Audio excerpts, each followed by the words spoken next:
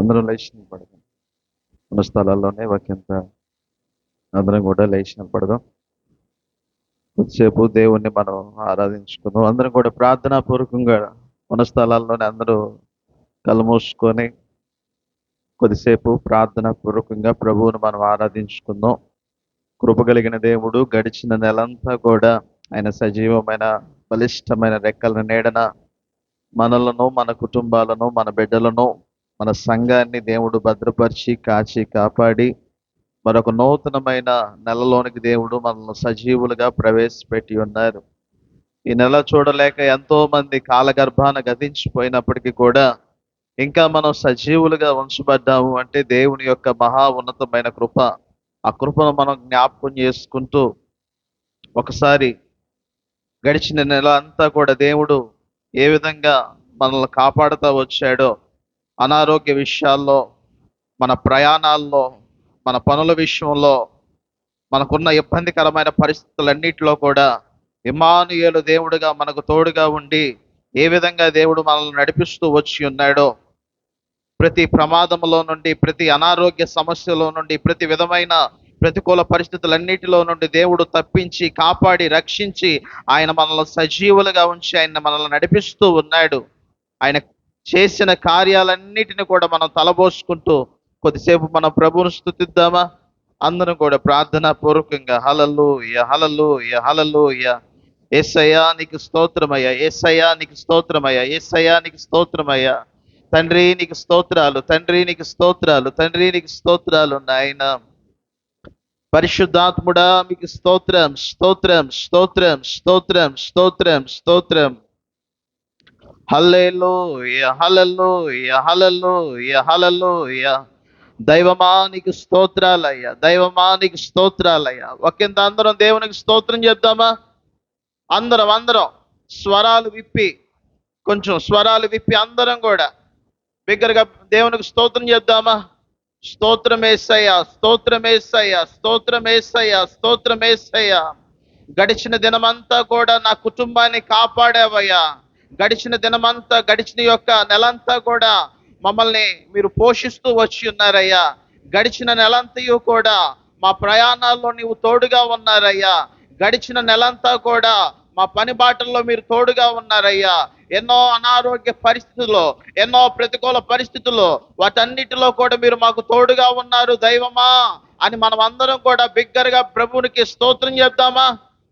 చెప్దాం చెప్దాం అందరం కూడా. యేసయ్యా, యేసయ్యా నీవు చేసిన కార్యాలను బట్టి మీకు స్తోత్రమయ్యా. కంటికి రెప్పవలే మీరు మమ్మల్ని కాపాడుతా ఉన్నారయ్యా. నా కుటుంబంలో ఎన్నో ఇబ్బందులు ఉన్నప్పటికీ, నా కుటుంబంలో ఎన్నో అనారోగ్య సమస్యలు ఉన్నప్పటికీ, ఆర్థికంగా ఎంతగానో నేను నలిగిపోతూ ఉన్నప్పటికీ నీవు నాకు తోడుగా ఉన్నావయ్యా. కంటికి రెప్పవలే నువ్వు నన్ను కాపాడుతా ఉన్నావయ్యా. ఏది నాకు తక్కువ చేయక, ఏది నాకు కొదువు చేయక, నేను అడిగినవన్నీ కూడా నీ చిత్తానుసారంగా నువ్వు నాకు అనుగ్రహిస్తూ ఉన్నావయ్యా అని మనం అందరం కూడా ప్రభుకు స్తోత్రం చేద్దాం, ప్రార్థన చేద్దాం అందరం కూడా. హల్లెలూయా హల్లెలూయా హల్లెలూయా హల్లెలూయా. నా ప్రాణమా యెహోవాను సన్నుతించుము, ఆయన చేసిన ఉపకారాల్లో దేన్ని మరవకుము. ఈరోజు మన జీవితాల్లో దేవుడు చేసిన కార్యాలు, మన బిడ్డల విషయంలో దేవుడు చేసిన కార్యాలు, మన సంఘంలో దేవుడు చేసిన కార్యాలు, వ్యక్తిగతంగా మన జీవితంలో దేవుడు చేస్తూ వస్తున్న కార్యాలు, వాటన్నిటిని కూడా మనం గుర్తు తెచ్చుకుంటూ ప్రభువును మనం ఒకంత స్తుతిద్దాం. హల్లెలూయా.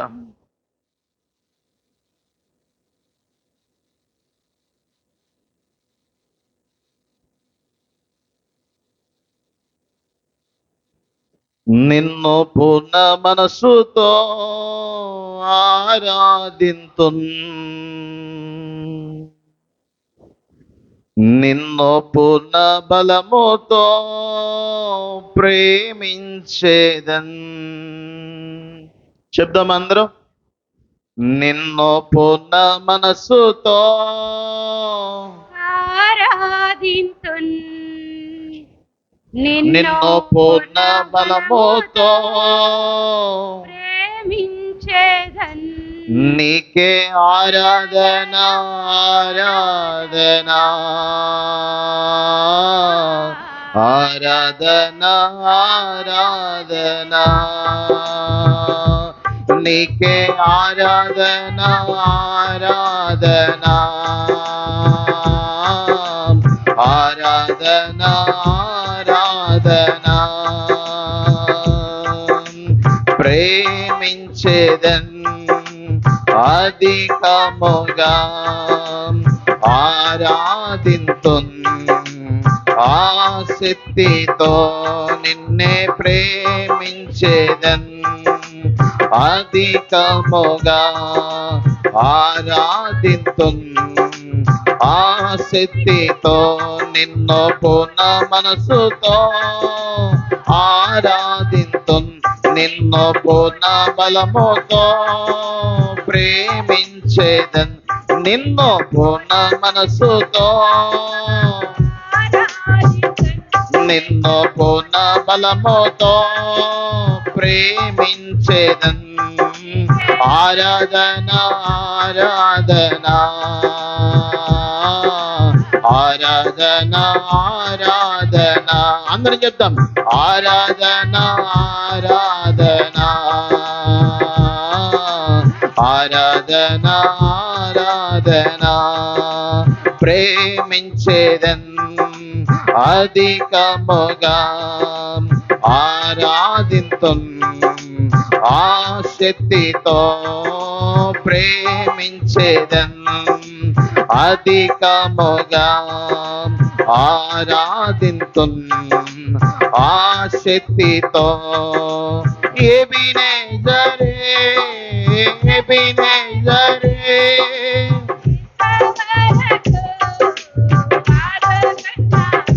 చెప్తాం ఎబినేజరే ఎబినేజరే ఆదుకున్నావు నన్ను ఇంతవరకు ఆదుకున్నావు నన్ను ఇంతవరకు ఆదుకున్నావు నిన్ను పూర్ణ మనసుతో ఆరాధింతు నిన్ను పూర్ణ బలముతో ప్రేమించేదన్ నిన్ను పూర్ణ మనసుతో నిన్ను పూర్ణ బలముతో ప్రేమించేదన్ నీకే ఆరాధన ఆరాధన ఆరాధన ఆరాధన యేసయ్యా నీకే ఆరాధన ఆరాధన ఆరాధన ఆరాధన అందరం చెప్తాం నీకే ఆరాధన ఆరాధన ఆరాధన ఆరాధన ఎల్రోహీ ఎల్రోహీ నన్ను చూచవే వందనమయ్యా ఎల్రోహీ ఎల్రోహీ నన్ను చూచవే వందనమయ్యా నీవు నన్ను చూచవే వందనమయ్యా నీవు అందరం నిన్ను పూర్ణ మనస్సుతో ఆమె నిన్ను పూర్ణ బలముతో మనస్సారా నిన్ను పూర్ణ మనస్సుతో నిన్ను పూర్ణ బలముతో యేసయ్యా ఆరాధన ఆరాధన ఆరాధన ఆరాధన ఆరాధన ఆరాధన ఆరాధన ఆరాధన ఆరాధన ఆరాధన ఆరాధన ఆరాధన యెహోవా రబ్బా యెహోవా రబ్బా స్వస్థపరిచవే వందనమయ్యా యెహోవా రఫా, యెహోవా రఫా, స్వస్థపరిచావే వందనమయ్యా, నన్ను స్వస్థపరిచావే వందనమయ్యా, నన్ను స్వస్థపరిచావే వందనమయ్యా, నిన్ను పూర్ణ మనసుతో అందరం చెప్తాం, నిన్ను పూర్ణ బలముతో, నిన్ను పూర్ణ మనసుతో ఆరాధింతు, నిన్ను పూర్ణ బలముతో ప్రేమించేదన్, ఆరాధన ఆరాధన ఆరాధన ఆరాధన ఆరాధన ఆరాధన ఆరాధన ప్రేమించేదన్, అధికముగా ఆరాధింతున్, ఆసక్తితో ప్రేమించేదన్, అధికముగా ఆరాధింతున్, ఆసక్తితో నిన్ను పూర్ణ మనసుతో, నిన్ను పూర్ణ బలముతో, నిన్ను పూర్ణ మనసుతో, నిన్ను పూర్ణ బలముతో, నీకే ఆరాధన ఆరాధన ఆరాధన ఆరాధన, నీకే ఆరాధన ఆరాధన ఆరాధన ఆరాధన, అందరం ఆరాధన ఆరాధన ఆరాధన ఆరాధన ఆరాధన ఆరాధన ఆరాధన ఆరాధన స్తుతి ఆరాధన ఆరాధన స్తుతి ఆరాధన, అందరం ఆరాధన స్తుతి ఆరాధన ఆరాధన స్తుతి ఆరాధన ఆరాధన స్తుతి ఆరాధన ఆరాధన స్తుతి ఆరాధన ఆరాధన స్తుతి ఆరాధన ఆరాధన స్తుతి ఆరాధన.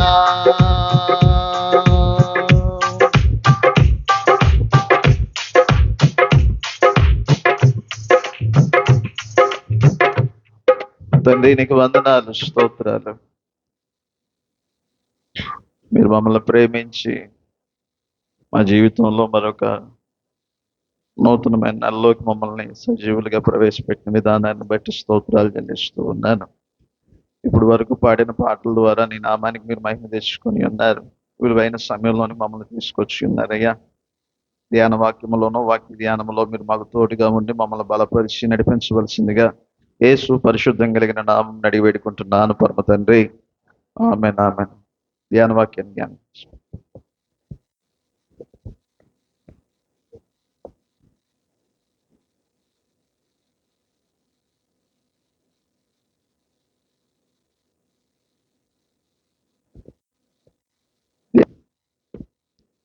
ధ్యాన వాక్యాన్ని ధ్యానించుకుందాం.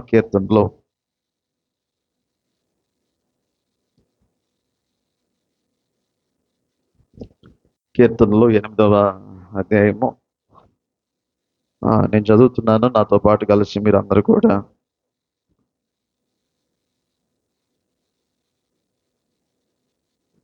ఏడు ఓకే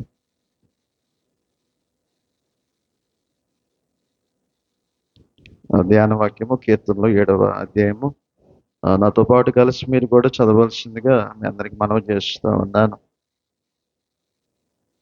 యెహోవా నా దేవా, నేను నీ శరణుజొచ్చి ఉన్నాను. నన్ను తరుము వారి చేతిలో నుండి నన్ను తప్పించుము.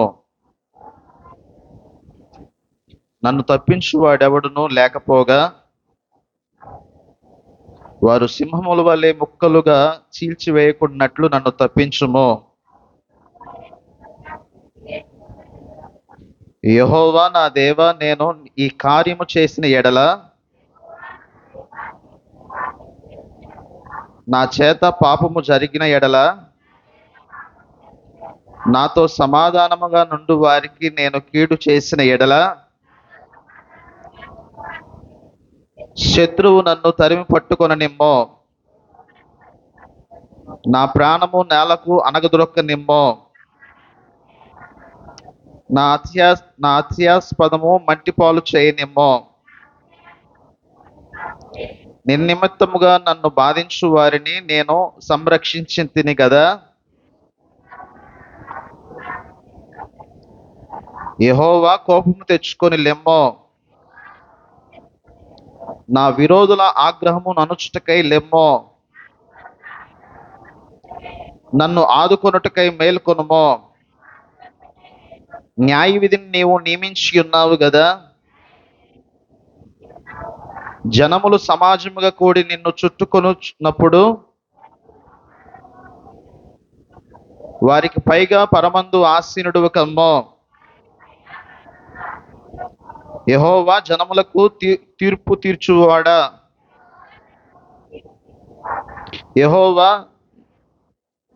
యెహోవా నా నీతిని బట్టి నా యథార్థతను బట్టి నా విషయంలో నాకు న్యాయము తీర్చుము.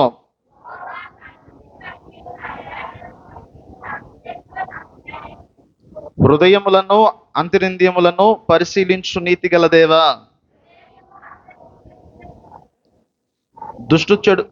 దుష్టుల చెడుతనమును మాన్పుము. నీతి గల వారిని స్థిరపరుచుము. యథార్థ హృదయాలను రక్షించు దేవుడే. కేడమును మోయువాడై ఉన్నాడు. న్యాయమును బట్టి ఆయన తీర్పు తీర్చును. ఆయన ప్రతిదినము కోపపడు దేవుడు. ఒకడును మలని ఎడల ఆయన ఖడ్గమును పదును పెట్టును. తన విల్లు ఎక్కుపెట్టి దానిని స్థిరపరిచి ఉన్నాడు. వాని కొరకు మరణ సాధనములను స్థిరపరిచి ఉన్నాడు. తన అంబులను అగ్ని బాణములుగా చేసి ఉన్నాడు. పాపము కనుటకు వాడు ప్రసవేదన పడుచున్నాడు. చేటును గర్భమును ధరించు వాడై అబద్ధమును కని ఉన్నాడు. వాడు గుంట త్రొవ్వి లోతు చేసి ఉన్నాడు. తాను త్రొవ్విన గుంటలో తానే పడిపోయేను. వాడు తలంచిన చేటు వాని నెత్తి మీదకే వచ్చును. వాడు యోచించిన బలాత్కారము వాని నడినెత్తి మీదే పడును. యెహోవా న్యాయమును విధించువాడని నేను ఆయనకు కృతజ్ఞతాస్తుతులు చెల్లించెదను.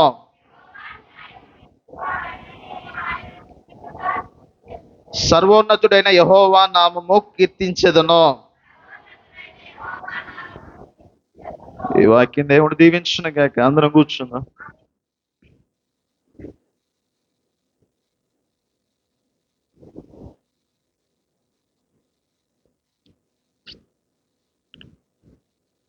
ప్రభువైన యేసుక్రీస్తు నామమున కూడిన మీ అందరికి వందనాలు.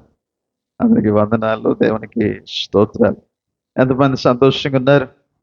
సంతోషంగా ఉన్న వారందరూ బిగ్గరగా దేవునికి స్తోత్రం చెప్దామా? హల్లెలూయా. కృప కలిగిన దేవుడు గడిచిన నెలంతా కూడా ఆయన సజీవమైన రెక్కల చోటున భద్రపరిచి కాచి కాపాడి మరి ఒక నూతనమైన నెలలోనికి దేవుడు మనలందరినీ కూడా సజీవులుగా ఆయన ప్రవేశపెట్టాడు. నిజంగా ఈ దినాన్ని చూడలేక, ఈ క్షణం భూమి మీద నిలవలేక ఎంతోమంది కాల గర్భాన గతించిపోయారు, మట్టికి మట్టి అయిపోయారు. ఇంకా నీవు బ్రతికున్నావంటే, ఇంకా నీ కుటుంబం సజీవంగా ఉందంటే, ఇంకా నేను బ్రతికున్నానంటే అది కేవలం దేవుని యొక్క కృప.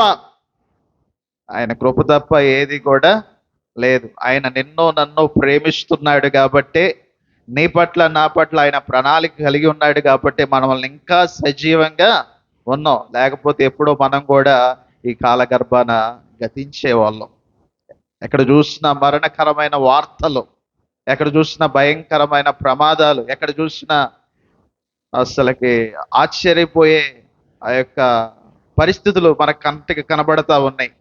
ఇలాంటి భయంకరమైన పరిస్థితుల్లో కూడా మనం ఇంకా సజీవంగా ఉండి సజీవుడైన దేవుని యొక్క ఆలయంలోనికి వచ్చి మనం ఆరాధిస్తూ ఉన్నాము అంటే ఆయన మహా ఉన్నతమైన కృప. గడిచిన దినం సేవకుడు ఏ వాక్యం ప్రకటించాడు?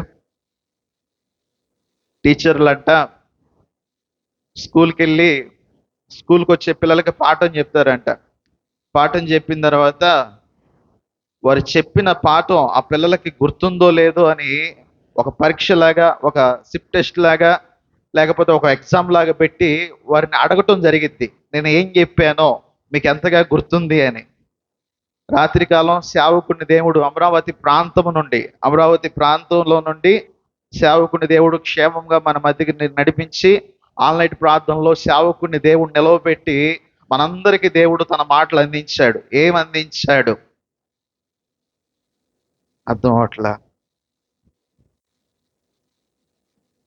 ఏంటి? నయోమి అంటే కొంతమందికి అర్థం అవ్వలేదా? నయోమి గురించి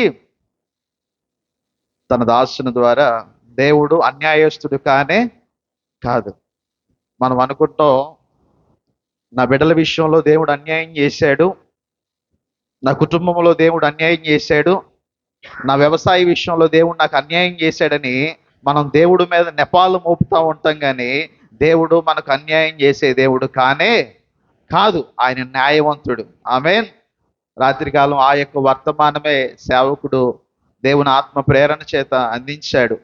విలువైన మాటలు ప్రకటించబడతా ఉన్నప్పుడు వాటిని విని విడిచిపెట్టే వ్యక్తులుగా మనం ఉండకూడదు. కానీ విన్న ప్రతి మాట మన హృదయంలో భద్రపరుచుకోవాలి.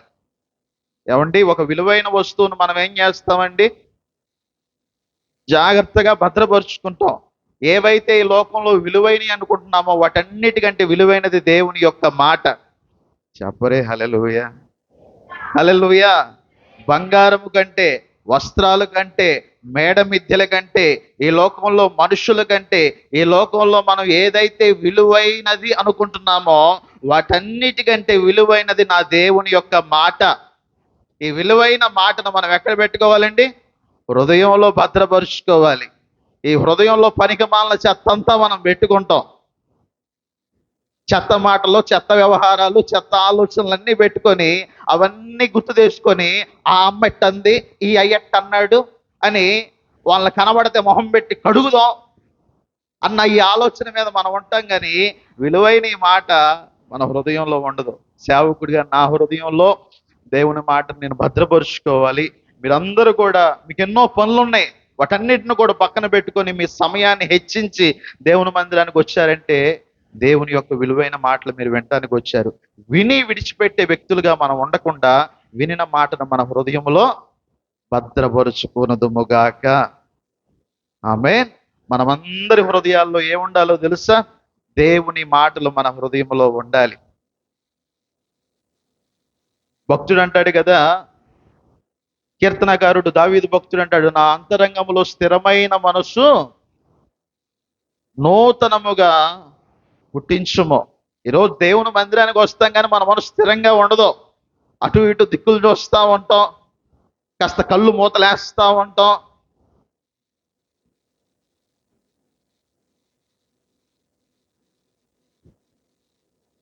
లేకపోతే అనాలోచనగా మనం కూర్చుంటా ఉంటాం, మన ఇష్టం వచ్చినట్లుగా మనం ఉంటాం.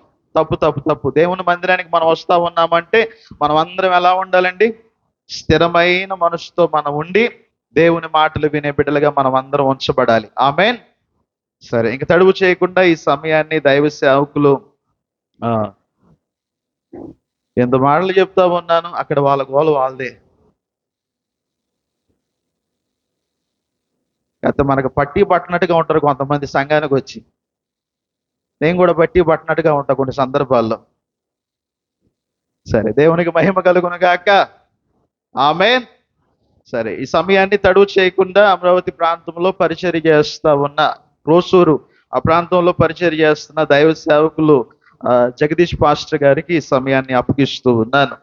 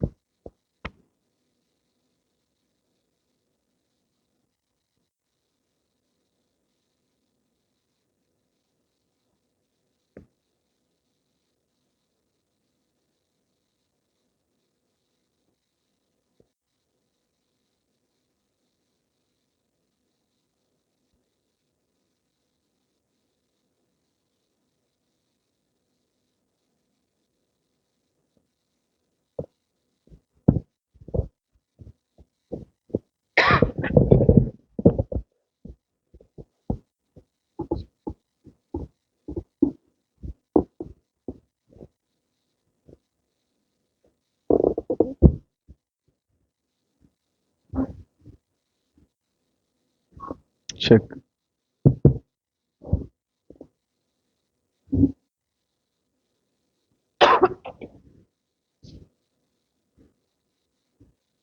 దేవుని పరిశుద్ధ నామానికి మహిమ ఘనత ప్రభావాలు చెల్లునుగాక.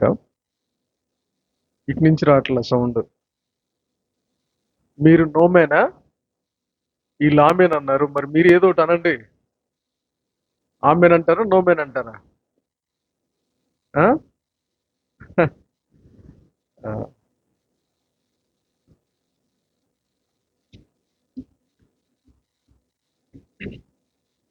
ప్రార్థన చేసుకొని దేవుని వాక్యాన్ని విందాం.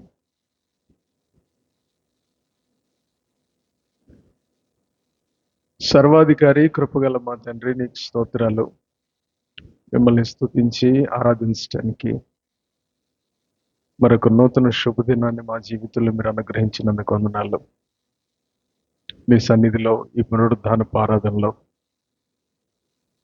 నీ ఆత్మను ఆధారం చేసుకుని మిమ్మల్ని ఆరాధించడానికి, ఆత్మ సంబంధమైన కీర్తనలతో మిమ్మల్ని ఘనపరచడానికి ఇచ్చిన అవకాశం కొరకు వందనాలు.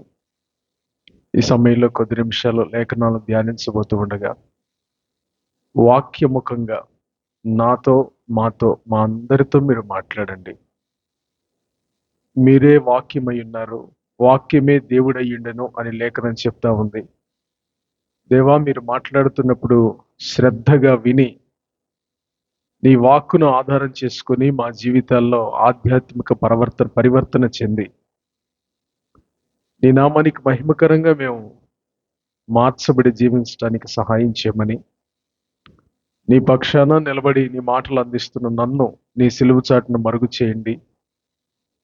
నా సొంత మాటలు నీ ప్రజలకు బోధించకుండా మీరే సహాయం చేసి మీ ఆలోచనే ప్రజలకు అందించినట్లుగా సహాయం చేయమని యేసు క్రీస్తు వారి పరిశుద్ధ నామంలో ప్రార్థిస్తున్నాం తండ్రి, ఆమేన్. Very good.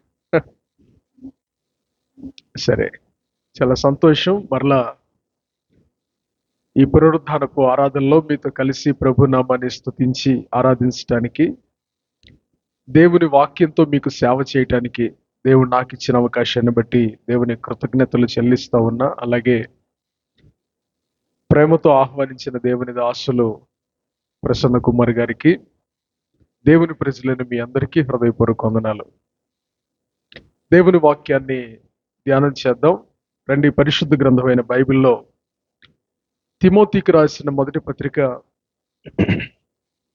3వ అధ్యాయము 15వ వచనాన్ని మనం చదువుదాం.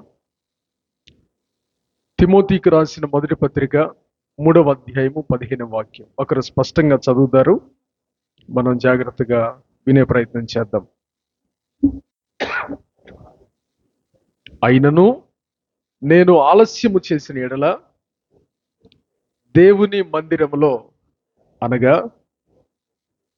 జీవము గల దేవుని సంఘములో జనులు ఎలాగూ ప్రవర్తింపవలెనో అది నీకు తెలియవలనని ఈ సంగతులను నీకు వ్రాయిచున్నాను. Thank you brother. దేవుని మందిరములో అక్కడ రాయబడిన మాట, అపోస్తలుడైన పౌలు గారు తిమోతి గారికి 2 ఉత్తరాలు రాశాడు. ఆ 2 ఉత్తరాల్లో ఎన్నో వ్యక్తిగత విషయాలు, దైవజనుడు ఎలా ఉండాలో రాశాడు, అలాగే సంఘం ఎలా ఉండాలో రాశాడు, సంఘంలో విశ్వాసులు ఎలా ప్రవర్తించాలో రాశాడు, వ్యక్తిగత సాక్ష్యాన్ని ఎలా కాపాడుకోవాలో రాశాడు, యేసుక్రీస్తు ప్రభువారు ఈ లోకానికి ఎందుకు వచ్చాడో చాలా స్పష్టంగా రాశాడు, అనేక విషయాలు తెలియజేశాడు.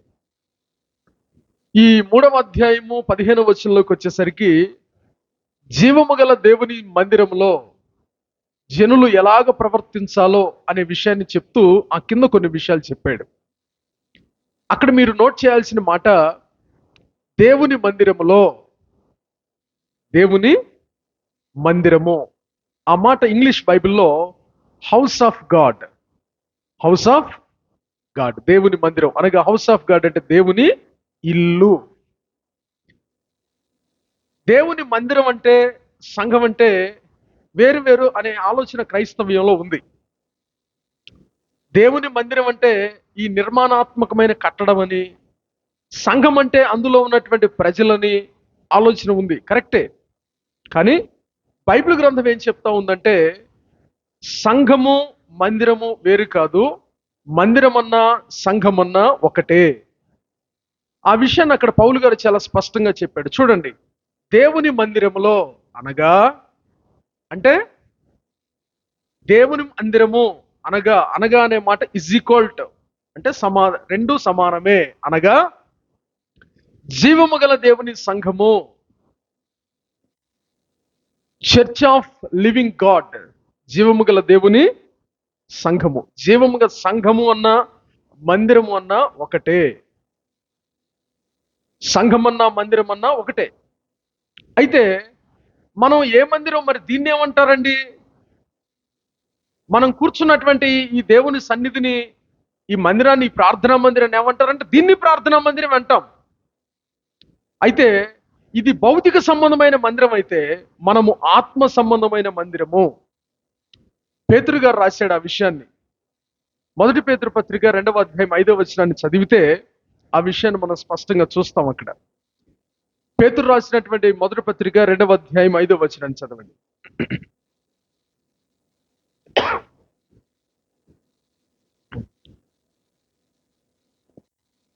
1 Peter chapter 2 verse 5. యేసుక్రీస్తు ద్వారా దేవునికి అనుకూలములకు ఆత్మ సంబంధమైన బలులు అర్పించుటకు పరిశుద్ధ యాజకులుగా ఉండునట్లు మీరును సజీవమైన రాళ్ల వలె ఉండి ఆత్మ సంబంధమైన, ఏమన్నాడు? మీరును సజీవమైన రాళ్ల వలె ఉండి. ఎలా కట్టబడుతున్నారంట ఆ రాళ్లతో? ఆత్మ సంబంధమైన మందిరముగా, స్పిరిచువల్ టెంపుల్. ఇది భౌతిక మందిరం, ఇటుకలతో, సిమెంటుతో, ఇసుకతో, నీళ్ల సహాయంతో కట్టబడినటువంటి మందిరం. ఇది మనుషుల సహాయంతో కట్టబడినటువంటి మందిరం. కానీ ఈ మందిరంలో ఉన్నటువంటి మనము ఆత్మ సంబంధమైన మందిరంగా మార్చబడాలి. ఈ ఆత్మ సంబంధ ఈ ఒక మందిరంలో ఉన్నటువంటి, భౌతిక సంబంధమైన మందిరంలో ఉన్నటువంటి మనుషులను ఆత్మ సంబంధమైన మందిరంగా కట్టేవాడు దేవుడు. అర్థమైందా? దేని చేత కడతాడు? వర్డ్ ఆఫ్ గాడ్, దేవుని వాక్యంతో కడతాడు. ఇది గుర్తుపెట్టుకోండి. ఈ భౌతిక సంబంధమైన మందిరం కట్టబడటానికి ఇసుక, సిమెంటు, ఇటుకలు లేదా రాళ్ళు, ఐరను వగేరా వగేరా కావలసినటువంటి వనరులు ఉపయోగపడితే, ఇది మనుషుల చేత కట్టబడితే, దేవుని మందిరం అంటే భౌతిక సంబంధమైన మందిరంలో ఉన్నటువంటి ఆత్మ సంబంధమైన మందిరంగా మనుషులు కట్టబడాలి అంటే వాక్యం చేత దేవుడు కడతాడు. వాక్యం చేత కట్టబడాలి, కట్టువాడు దేవుడే. కాబట్టి మందిరం అన్నా సంఘం అన్నా రెండు ఒకటే. మందిరం వేరు కాదు, సంఘం వేరు కాదు. మనం స్పిరిచువల్ టెంపుల్, ఆత్మ సంబంధమైన మందిరము, అలాగే చర్చ్ ఆఫ్ లివింగ్ గాడ్, జీవము గల దేవుని సంఘం. ఆ సంఘాన్ని గురించినటువంటి కొన్ని విషయాలు నేను మీకు క్లుప్తంగా చెప్పే ప్రయత్నం చేస్తాను, జాగ్రత్తగా వినండి. సంఘము అని అంటే చాలా మంది మందిరం అనుకుంటున్నారు. కాదు కాదు. సంఘము అని అంటే మనుషులు. సంఘము అని అంటే మనుషులే. సంఘము అనే మాట తెలుగు పదం అయితే సంఘాన్ని ఇంగ్లీష్లో చర్చ్ అంటారు. చర్చ్ అంటే మందిరం కాదు, చర్చ్ అంటే సంఘము. పరిశుద్ధ గ్రంథమైన బైబిల్లో ఎక్కడైతే మీకు సంఘము సంఘము సంఘము అని కనపడుతుందో అక్కడ చర్చ్ అనే పదాన్ని ఉపయోగించాడు. చర్చ్ అనగా సంఘము. ఈ చర్చ్ అనే ఇంగ్లీష్ పదం గ్రీక్ పదం నుంచి తీసుకున్నారు. ఎక్లీషియా, చెప్పండి అందరూ. ఎక్లీషియా అన్నారు. ఎక్లీషియా అనే గ్రీక్ పదం నుంచి చర్చ్ అనే ఇంగ్లీష్ పదం ఉద్భవించింది. చర్చ్ అనే ఇంగ్లీష్ పదం నుంచి మందిరము అనే సంఘము అనే పదం వచ్చింది. ఎక్లీషియా అనే మాటకి రైట్ ట్రాన్స్లేషన్ ఏంటంటే, ఎక్లీషియా అనే మాటకు అర్థం కాల్డ్ పీపుల్. ఎక్లీషియా అన్న మాటకు అర్థం కాల్డ్ పీపుల్ లేదా సపరేటెడ్ పీపుల్, పిలువబడినటువంటి ప్రజలు అని అర్థం. సంఘము అనే మాటకి సరైన అర్థం ఏంటి చెప్పండి? పిలువబడిన ప్రజలు. సంఘము అని అంటే పిలువబడిన ప్రజలు లేదా ప్రత్యేకింపబడిన ప్రజలు. అదే విషయాన్ని పేతురు గారు చెప్తా అంటాడు అపోస్తుల కార్యాల్లో, మీరు తినవసరం లేదులే, మూర్ఖులకు ఈ తరము వారికి మీరు వేరై బ్రతకండి అన్నాడు. ఆ వేరుపరచబడిన జీవితమే సంఘము. లోకం, శరీరాశ, నేత్రాశ, జీవపు డంబంతో కూడినటువంటి ఈ లోకంలో నుంచి, ఈ లోక పద్ధతుల్లో నుంచి మనం పిలువబడ్డాం. పిలిచింది ఎవరు? ప్రయాసపడి భారం మోస్తున్న సమస్త జనులారా నా యొద్దకు రండి అని లోకంలో ఉన్న మనల్ని పిలిచింది ఎవరు? చెప్పండి, ఎవరు పిలిచాడు? దేవుడు పిలిచాడు. దేవుని పిలుపొందుకొని దేవుని యొద్దకు వచ్చాం. దేవుని యొద్దకు వచ్చాం. భౌతికంగా మనం ఈ లోకంలోనే జీవిస్తాం, కానీ మనం ఈ లోక సంబంధం కాదు. అంటే సంఘము ఈ లోక సంబంధమైనది కాదు. సంఘము ఈ లోక సంబంధమైనది కాదు. సంఘము పర సంబంధమైనది. అందుకనే పౌలు గారు అంటారు, మన పౌరస్థితి ఈ లోకంలో కాదు, కానీ మన పౌరస్థితి ఎక్కడుందట? పరలోకంలో ఉంది మన పౌరస్థితి అనే విషయాన్ని చెప్పాడు. అంటే సంఘము పరలోకానికి చెందింది, అంటే దేవునికి చెందింది. సంఘము ఈ లోకానికి చెందింది కాదు. ప్రత్యేకించి దేవుడు లోకంలో నుంచి ఒక గుంపు జనాంగాన్ని ప్రత్యేకించాడు. ఆ ప్రత్యేకించిన వారినే ఇటు చూడండి, ప్రత్యేకించి ఇటు చూడాలి. ప్రత్యేకించిన వారిని, ఓకేనా, దేవుడు ఒక ప్రత్యేక లక్షణాలతో, వాక్యపు విధానంతో జీవించడానికి దేవుడు పిలిచి ఆ వాక్యం చేత కడుతూ దేవుడు వారిని పోషిస్తా, నడిపిస్తా, సహాయం చేస్తా ఉన్నాడు. కాబట్టి సంఘము అని అంటే, ఓకేనా, సంఘము అని అంటే అది దేవుని శరీరం అని కూడా దేవుని వాక్యంలో రాయబడింది. ఎఫెసీయులకు రాసిన పత్రికలో పౌలు గారు అంటారు, సంఘము ఏంటంట? క్రీస్తు శరీరము. మరి శిరస్సు ఎవరు? యేసుక్రీస్తు ప్రభువారు సంఘానికి శిరస్సు అంట. కాబట్టి మనందరం దేవుని మందిరంలో ఉన్నటువంటి సంఘమైన మనందరం ఏమై ఉన్నామంటే అవయవ భాగాలమై ఉన్నాం. దేవుని శరీరంలో సంఘంలో ఉన్న ప్రజలందరూ ఏమై ఉన్నారు? ఈ లోక సంబంధంగా మాది ఆ మినిస్ట్రీ అండి, మాది హోసన్న అండి, మాది పెంతెకోస్తు అండి, మాది బ్రదర్న్ అండి, హెబ్రోన్ అండి, సియోను పరిశుద్ధ సంఘం అండి, ఇంకొకటి అండి షిలోహు ప్రార్థనా మందిరం అండి, లేకపోతే ఇతర పేర్లు పెట్టుకొని మనం దేవుణ్ణి సేవిస్తూ ఉంటాం. చిన్న చిన్న ప్రార్థనా మందిరాలకు ఏర్పాటు చేసుకుని మనం బ్రతుకుతా దేవుణ్ణి సేవిస్తూ ఉంటాం. కానీ ఈ లోకంలో దేవుని దృష్టిలో సంఘం అంటే ఒకటే. దేవుని దృష్టిలో సంఘాలు లేవు, దేవుని దృష్టిలో సంఘమే ఉంది. దేవునికి స్తోత్రం. హోసన్నాలో ఉన్న విశ్వాసుల్ని, ఇక్కడున్న విశ్వాసుల్ని, బ్రదర్లలో ఉన్న వారిని హెబ్రోన్, సియోను, లేకపోతే ఇంకా ఇతర మినిస్ట్రీలు చాలా ఉన్నాయి కదా. ప్రతి పరిచర్యలో రక్షించబడి దేవుని సన్నిధిలో కొనసాగుతున్నటువంటి నమ్మకస్తులైన ఆయన ప్రజలందరినీ దేవుడు ఒకే సంఘంగా చూస్తున్నాడు. దాన్ని బైబిల్లో యూనివర్సల్ చర్చ్ అంటారు. సార్వత్రిక సంఘము, యూనివర్సల్ చర్చ్. దేవుని దృష్టిలో చర్చెస్ లేవు, చర్చే ఉంది. అంటే సంఘాలు లేవు, సంఘమే ఉంది. ప్రతి సంఘంలో ఉన్నటువంటి సభ్యులందరినీ, అన్ని సంఘాల్లో ఉన్నటువంటి సభ్యులందరినీ దేవుడు ఒకేలాగా చూస్తాడు. Universal church. కాబట్టి ఆ సంఘాన్ని తీసుకొని రావటానికి దేవుడు, ఆ సంఘాన్ని తీసుకొని వెళ్ళటానికి దేవుడు ఇదిగో ఇదిగో ఆయన మేఘారూఢుడై దేని కొరకు, దేనికి వస్తున్నాడు? ఆస్తులు పెంచడానికి, ఆదాయాలు పెంచడానికి, ఆరోగ్యాలు ఇవ్వటానికి కాదు. అది అయిపోయింది. ఆ లైన్ అయిపోయింది. ఎవరైతే రక్షణ పొంది వాక్యం చేత కట్టబడుతూ నమ్మకస్తులుగా ఆయన సేవిస్తూ దేవుని సన్నిధిలో ఆయన కొరకు, ఆయన రాకడ కొరకు, ఇందాక సిస్టర్ పాడారు కదా, వాడబారని విశ్వాసముతో శుభప్రదమైన నిరీక్షణతో వేచి ఉన్నానయ్యా, సిద్ధపడి ఉన్నాను. దేని కొరకు? నీ రాక కోసమే, దేవుని రాకడ కొరకు. కాబట్టి ఆయన వచ్చి సంఘాన్ని తీసుకుని వెళ్తాడు. కాబట్టి సంఘం అంటే అది. చాలా మంది సంఘాన్ని గురించి ఇట్లా మాట్లాడుతూ ఉంటారు. అసలు నేను లేకపోతే సంఘం లేదు, సంఘాన్ని కట్టింది నేనే, అసలు నేను లేకపోతే ఆ ఊరిలోనే సంఘం లేదు, ఆ ప్రాంతంలోనే అసలు సేవ లేదు, పరిచర్యకు పునాది నేనే అన్నట్లుగా కొంతమంది కొన్నిసార్లు వారు మాట్లాడుతూ ఉంటారు. మంచిదే. దేవుడు ఒక ప్రాంతంలో సంఘాన్ని స్థాపించడం కోసం మనుషుల్ని వాడుకుంటాడు. ఈ విషయాన్ని గుర్తుపెట్టుకోండి. God can do anything. దేవుడు ఏదైనా చేయగలడా, చేయలేడా?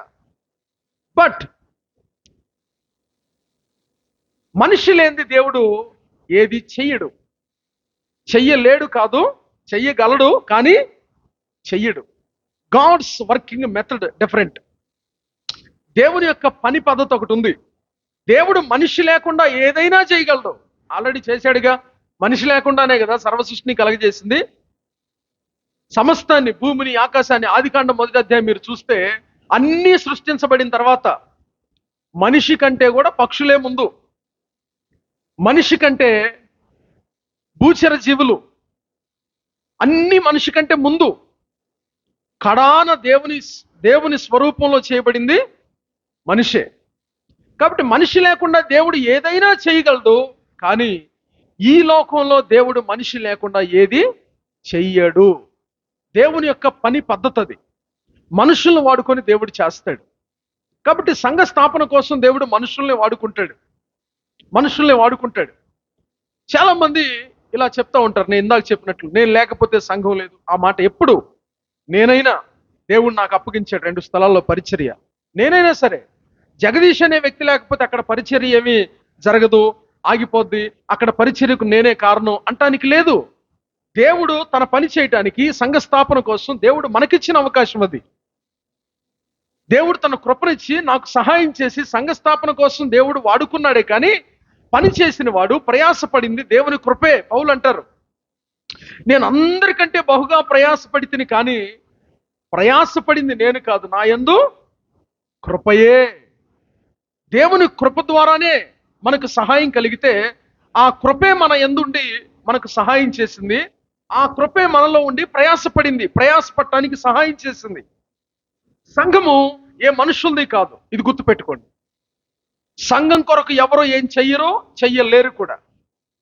సంఘం ఎవరిది? కొంతమంది సేవకులు కూడా కొన్నిసార్లు సంఘం నాది అక్కడక్కడ మాట్లాడుతూ ఉంటారు. నా సంఘం, నా మందిరం, నాది. ఆ మాట అంటానికి భూమి మీద ఏ మనిషికి హక్కు లేదు. ఎందుకు? సంఘం ఎవరిది? చూడండి, సంఘం ఎవరిదో. అపోస్తుల కార్యాలు 20వ అధ్యాయము 28వ వచనాన్ని మనం చదువుదాం. Acts of apostle chapter 20 verse 28. అపోస్తుల కార్యాలు 20వ అధ్యాయము 28వ వచనాన్ని చదివితే సంఘం ఎవరితో చాలా స్పష్టంగా మనకు అక్కడ అర్థం అవుతుంది. దేవుడు తన స్వరక్తమిచ్చి, చాలు, దేవుడు తన స్వరక్తమిచ్చి సంపాదించిన తన సంఘము. ఎవరి సంఘమట? His church. దేవుడు తన స్వరక్తమిచ్చి సంపాదించిన తన సంఘము. సంఘము తనది. యేసుక్రీస్తు ప్రభు వారిది సంఘం. సంఘం ఏ మనిషిది కాదు, ఏ సేవకునిది కాదు, ఏ విశ్వాసిది కాదు, భూమి మీద ఏ మనిషిది కాదు. కాకపోతే మనకున్నటువంటి సంఘం మీద మనకున్న ప్రేమను బట్టి, మనకున్నటువంటి స్వాతంత్ర్యాన్ని బట్టి మా మందిరం అండి, మా సంఘం అండి, పలానా మినిస్ట్రీ ఏంటని చెప్పుకుంటాం, తప్పేం కాదు అది. దాన్ని మనం ఓన్ చేసుకుంటా, అది మనదిగా భావించి, ఎందుకంటే మనం దానిలో సభ్యులం కాబట్టి మా సహవాసం పలానా సహవాసం అండి, మా మినిస్ట్రీ పలాందండి, మా సేవకుడు అని, సేవకుడు కావచ్చు, విశ్వాసులు కావచ్చు, మా మా మా మా అనే ఆ స్వాతంత్ర్యాన్ని ఉపయోగిస్తుంటారు. అది మంచిదే, అది ఉండాలి కూడా. సంఘంలో సంఘం ఎవరిదో అన్నట్లుగా కాకుండా సంఘం మాది అనే స్పృహ ఉండాలి. కానీ సంఘం నాది అనే హక్కు నిజంగా బలమైన ఆధారాలతో ఎవరైనా చెప్పాల్సి వస్తే అది యేసుక్రీస్తు ప్రభువారికి మాత్రమే వర్తిస్తుంది. దేవునికి స్తోత్రం. ఇకే మనిషి చెప్పడానికి లేదు. ఎంత గొప్ప దైవజనుడైనా, ఎంత గొప్ప విశ్వాసైనా, సంఘ పెద్దలైనా, ఎవరైనా సరే సంఘం నాది అని చెప్పడానికి, నాది అని బల్లగుద్ది చెప్పడానికి అవకాశం లేదు. ఎందుకు అనంటే సంఘం కొరకు ఏ మనిషి ఏం చేయలే. సంఘం కొరకు ఏ మనిషి ఏమి, మరి సంఘం కొరకు పనిచేసింది ఎవరు? సంఘాన్ని స్థాపించింది ఎవరు? సంఘం కొరకు ప్రాణాన్ని ఇచ్చింది ఎవరంటే దేవుడే. దేవుడు తన స్వరక్తాన్ని ఇచ్చాడు.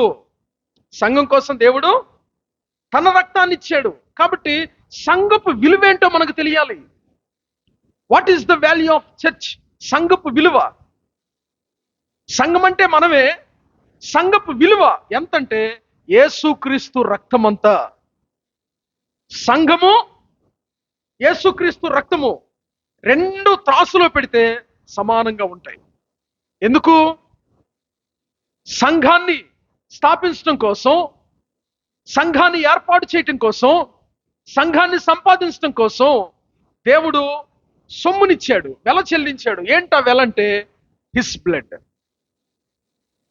యేసు రక్తాన్ని వెలగా పరిశుద్ధమైన, నిష్కలంకమైన, పవిత్రమైన, మత్సైన, ముడతైన, డాగైన, కలంకమైన లేని నీతిమంతుని రక్తం, యేసుక్రీస్తు ప్రభువారి రక్తం, సృష్టికర్త అయిన దేవుని రక్తం సంఘం కొరకు వెలగా ఇవ్వబడింది. కాబట్టి నువ్వు నేను అంటే సంఘంలో ఉన్నటువంటి మనందరం, సార్వత్రిక సంఘం, ప్రతి మినిస్ట్రీలో అంతటినీ సంఘమే అంటాడు దేవుడు. సంఘంలో రక్షించబడిన వ్యక్తి ఈస్ నాట్ ఆర్డినరీ పర్సన్. నువ్వు రక్షించబడ్డావంటే నువ్వు సామాన్యమైన వ్యక్తివి కాదు. నీ విలువ చాలా గొప్పది. ఈరోజు సంఘానికి తన విలువేంటో సంఘానికి తెలియట్లేదు. సంఘపు విలువెంత? సంఘంలో ఉన్న నీ విలువెంత అంటే దేవుని రక్తం అంతా. ఎంత? దేవుని రక్తం అంతా. నిన్ను రక్షించడం కోసం, నన్ను రక్షించడం కోసం, లోకంలో నశించి నరకానికి సిద్ధమైన నిన్ను నన్ను, మన జీవితాలను, మన కుటుంబాలను రక్షించడం కోసం దేవుడు తన రక్తాన్ని వెలగా దారపోసాడు. ఆయన వెల చెల్లిస్తే మనం ఆయన రక్తపు ప్రవాహంలో దేవుని మందిరాన్ని కొట్టుకొని వచ్చాం. దేవునికి మహిమ కలుగును గాక. కాబట్టి నీ విలువ సామాన్యం కాదు, మన విలువ సామాన్యమైనది కాదు. సంఘపు విలువ ఎంత అంటే యేసుక్రీస్తు రక్తం అంత. ఈరోజు సంఘాన్ని గురించినటువంటి, సార్వత్రిక సంఘానికి అంటే క్రైస్తవ్యానికి ఎంతో ప్రమాదం వాటిల్లిన మాట వాస్తవం. అది మనం యూట్యూబ్లో చూస్తున్నాం. కొంతమంది దేవుని సేవకులను చంపుతున్నారు. భయంకరమైనటువంటి వార్తలు సంఘాన్ని గురించి, మందిరాలు కాల్చివేయటం, సేవకులను చంపటం, కరపత్రాలు పంచేవారిని శిక్షించటం, దూషించటం, సువార్త ప్రకటించడానికి ఆయా ప్రాంతాలకు వెళ్ళిన వారిని దూషణకరమైన మాటలు, దుర్భాషలు మాట్లాడి కొట్టటం, తిట్టటం, కొన్ని ప్రాంతాల్లో పేడ నీళ్లు చల్లటం, పేడ కలిపి ఆ నీళ్ళలో మొహన కొడతా ఉండేవాళ్ళు. మేము భద్రాచలం ఆ ప్రాంతాల్లోకి, అటు సైడు ఆ ఖమ్మం, కొత్తగూడెం ఆ ప్రాంతాల్లోకి వెళ్ళినప్పుడు మా సోదరులకి మేము ఒక టీమ్గా వెళ్ళాం గాస్పల్ చేయడానికి, సువార్త ప్రకటించడానికి వెళ్ళి ఒక వారం రోజులు ఆ ప్రాంతంలో ఉండి మేము సువార్త చేస్తూ ఉన్నాం. అడవులు, ట్రైబ్ ఏరియాస్లో ఉన్నప్పుడు 2 టీములుగా ఫామ్ అయ్యి, ఏ టీము, బి టీమ్ అని 2 టీములుగా వెళ్తున్నాం.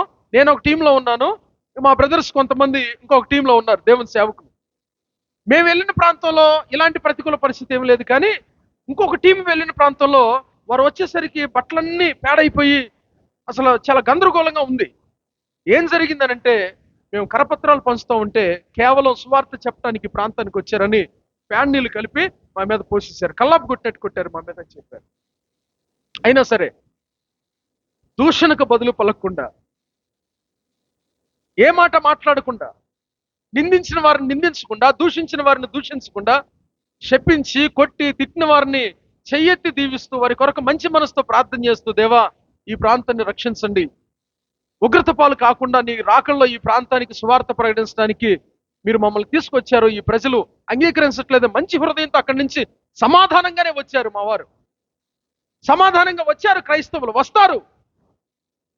ఇలా ఇలా భయంకరంగా క్రైస్తవ్యాన్ని అబాసుపాలు చేస్తూ, అవమానపరుస్తూ, ఇదొక పరాయి మతంగా, పనికిరాని మతంగా, ఏదో దేశానికి క్రైస్తవ్యం నష్టం జరుగుతున్నట్లుగా కొంతమంది రాజకీయ నాయకులు, రాజకీయ పార్టీలు, మతోన్మాద వ్యక్తులు, కరుడుగట్టిన తీవ్రవాదంతో ఉన్నటువంటి మత ఉన్మాదులు క్రైస్తవ్యాన్ని, సేవకుల్ని చాలా డ్యామేజ్ చేస్తూ ఉంటే ఈరోజు సార్వత్రిక సంఘానికి ఒక భయం పట్టుకుంది. సంఘం ఏం జరిగిపోతుందో, రానున్న దినాల్లో సంఘం ఏమైపోద్దో, యేసుక్రీస్తు ప్రభువుని స్వేచ్ఛగా ఆరాధించుకోవడానికి అవకాశాలు ఉంటాయో లేవో అనే ఆలోచనలు ఉన్నాయి. కానీ ఒకటి చెప్తున్నాను, సంఘాన్ని ఎప్పుడు ఎక్కడ ఎవడో ఏమి చెయ్యడు, చేయలేడు. దేవునికి స్తోత్రం. సంఘాన్ని ఎవడో ఏమి చేయలేడు. ఎందుకు అనంటే దేవుని వాక్యంలో ఒక విషయాన్ని నేను మీకు చూపిస్తాను. ఇప్పుడు సంఘం అంటే ఏంటో చెప్పాను, సంఘపు విలువ అంటే సంఘపు విలువ ఎంతో చెప్పాను, సంఘాన్ని ఎవ్వరూ ఏం చేయలేరని చెప్తున్నాను. ఎందుకో మీకు రెఫరెన్స్ చూపిస్తాను. మత్తయి సువార్త 16వ అధ్యాయము 18వ వచనాన్ని మీరు చదివితే, సంఘపు శక్తి, పవర్ ఆఫ్ ద చర్చ్, సంఘపు శక్తి మనకు అర్థం అవుతుంది. మరియు మత్తయి సువార్త 16వ అధ్యాయం 18వ వచనం, మరియు నీవు పేతురువు, ఈ బండ మీద నా సంఘమును కట్టుదును, పాతాళలోక ద్వారములు దాని ఎదుట నిలవనేరవో. గుర్తుపెట్టుకోండి, సంఘపు శక్తి ఎంతో యేసుక్రీస్తు ప్రభువారే చెప్పాడు. పేతురుతో చెప్తున్నాడు, పేతురు నీవు బండవు, ఈ బండ మీద నా సంఘాన్ని కడతాను. అయితే నేను కట్టే సంఘపు శక్తి ఏంటో తెలుసా? పాతాళలోకపు ద్వారములు కూడా దాని ఎదుట నిలవనేరవు, సంఘం ఎదుట. దేవునికి మహిమ కలుగును గాక. పాతాళం ఎంత భయంకరమైందో మీరు ఆలోచించండి. అది యాతనకరమైన స్థలం. అక్కడ ఏడ్పును, పండ్లు కొరుకుటయు, మహావేదన, అగ్ని గంధకాలు, అగ్ని ఆరదు, పురుగు సావదు. భయంకరమైనటువంటి యాతనకరమైన స్థలం. ధనవంతుడు వెళ్ళాడు కదా, ఆ యాతనకరమైన స్థలం, దాని దగ్గర చాలా స్థలం ఉందంట పాతాళంలో. ఈ ప్రపంచంలో ఉన్నటువంటి మనుషులందరినీ నోరు తెరిచి పాతాళం పిలుస్తూ ఉంది, నా దగ్గర స్థలం ఉంది, రండి. ఈ ప్రపంచంలో ప్రతి మనుషునికి, స్త్రీలకైనా, పురుషులకైనా, యవనులకైనా, వృద్ధులకైనా, పెద్దలకైనా, నపుంసకులకైనా అందరికీ నా దగ్గర, ప్రపంచంలో మనిషిగా పుట్టిన ప్రతి ఒక్కడికి నా దగ్గర స్థలం ఉంది, రండి రండి రండి అని పాతాళం నోరు తెరుచుకొని పిలుస్తూ ఉంది మనిషిని. అయితే ఆ పాతాళాన్ని తప్పించడానికి ప్రభు అయిన యేసుక్రీస్తు ప్రభువారు ఈ లోకానికి వచ్చి తన రక్తాన్ని కార్చి నశించి పాతాళానికి వెళ్ళబోతున్నటువంటి మానవ జాతిని ఉద్ధరించడానికి స్వరక్తాన్ని ఇచ్చి ఆయన ప్రేమను ఈ లోకానికి చూపించి ఈరోజు ఈ లోకంలో సంఘాన్ని స్థాపించి కరపత్రాల ద్వారా, సువార్త కూడికల ద్వారా, సంఘాల ద్వారా, లేకపోతే రకరకాల విధానాల్లో వ్యక్తిగత సువార్త ద్వారా ప్రజలు పాతాళానికి వెళ్ళకూడదు అని దేవుడు పాతాళాన్ని తప్పించడానికి భూలోకంలో సంఘాన్ని ఏర్పాటు చేస్తే, ఆ సంఘాన్నంట ఎవడో వచ్చేసంట ఏదో చేసేసి సంఘం లేకుండా చేస్తాం, క్రైస్తవ్యాన్ని లేకుండా చేస్తాం, అసలు ఒక్క పాస్టర్ ఉండకుండా చేస్తాం, అసలు ఈ పాశ్చాత్య మతాన్ని భారతదేశంలో లేకుండా చేస్తామని భయంకరమైన ప్రగల్భాలు పలుకుతూ, తొడలు కొడుతూ, జబ్బలు జరుచుకుంటా, మీసాలతో కేకలేస్తా, రకరకాలుగా దూషించి, ద్వేషించి, మనుషుల్ని రెచ్చగొట్టి ఏదేదో చేస్తున్నారు. కానీ సంఘాన్ని ఎప్పుడు ఎవడో ఏం చేయలేడు. ఎందుకంటే భయంకరమైన పాతాళమే సంఘం ఎదుటి నిలవబడలేకపోతే, ఆఫ్టర్ ఆల్ ఈ లోకపు సంస్థలు సంఘం ముందు నిలవబడతాయా? ఒక సంస్థ నిలబడుద్దా? మతోన్మాద సంస్థలు సంఘం ముందు నిలబడతాయా? ఎవడో వచ్చేసి రాజకీయ పార్టీలు వచ్చేసి సంఘాన్ని లేకుండా చేస్తానంటాడా? సంఘాన్ని టచ్ చేయాలంటే యేసుక్రీస్తుని టచ్ చేయాలి. దేవునికి స్తోత్రం. That is the power of the church. అది సంఘపు విలువ. సంఘాన్ని ఎప్పుడు ఎవడో ఏం చేయలేడు. ఒక ఆయన చేస్తానని బయలుదేరాడు, గవర్నమెంట్ దగ్గర పర్మిషన్ తీసుకొని కొంతమంది సైన్యాన్ని వేసుకొని వేరే ప్రాంతంలో ఇట్లాగే కూడుకొని, దమస్కు అనే ఒక చిన్న ప్రాంతంలో కూడుకొని 4 పాటలు పాడుకుంటా, ఒక అధ్యాయం బైబిల్ చదువుకుంటా దేవుణ్ణి సేవిస్తున్నటువంటి సంఘాన్ని పాడు చేద్దామని మహాపండితుడు, బహుభాషా ప్రజ్ఞాశీలి, యుద్ధవీరుడు, ప్రభుత్వంతో మంచి సన్నిహిత సంబంధాలు కలిగినటువంటి వ్యక్తి,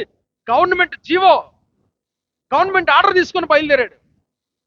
ఏ గ్రామంలో సంఘం ఉందో ఆ గ్రామపు పొలిమేరల దగ్గరకు వచ్చేసరికి దేవుడు డిప్ప మీద పెట్టి కొడితే గుర్రం మీద నుంచి బొక్కబారలబడి సంఘాన్ని హింసించడానికి సిద్ధమైన వాడు సంఘం కోసం హతసాక్షిగా మార్చబడ్డాడు. దేవునికి స్తోత్రం. సంఘాన్ని ఎవడు ఏం చేయలేడు. సౌలు కంటే మగోళ్ళ అయింది, సౌలు కంటే పోటుగాళ్ళ. సంఘాన్ని ఎప్పుడు ఎవడు ఏం చేయలేడు. ఎందుకంటే సంఘపు శక్తి, సంఘానికి ఎంత శక్తి ఉందో మీరు గమనిస్తే ఈరోజు సంఘం మర్చిపోయింది ఆ విషయాన్ని. సంఘం ఏందో శక్తి లేని దానిగా. సంఘం అంటే ఎవరు అనుకోవద్దు, రక్షించబడిన ప్రజలే సంఘము. యేసుక్రీస్తు ప్రభువారి రక్తములో కడగబడి మారు మనసు పొంది బాప్తిసం పొంది సంఘములో చేర్చబడి బలలో పాల్గొంటున్నటువంటి ప్రతి వ్యక్తి సంఘములో సభ్యుడే. ఈ సభ్యుల ముందు, ఈ సంఘం ముందు పాతాల లోకపు శక్తులే నిలవబడలేకపోతే ఈ లోకపు శక్తులు ఏమి నిలవబడతాయి? కాబట్టి సంఘాన్ని ఎంతో మంది వచ్చారు ఏదో చేసేస్తామని. ఒక దేశంలో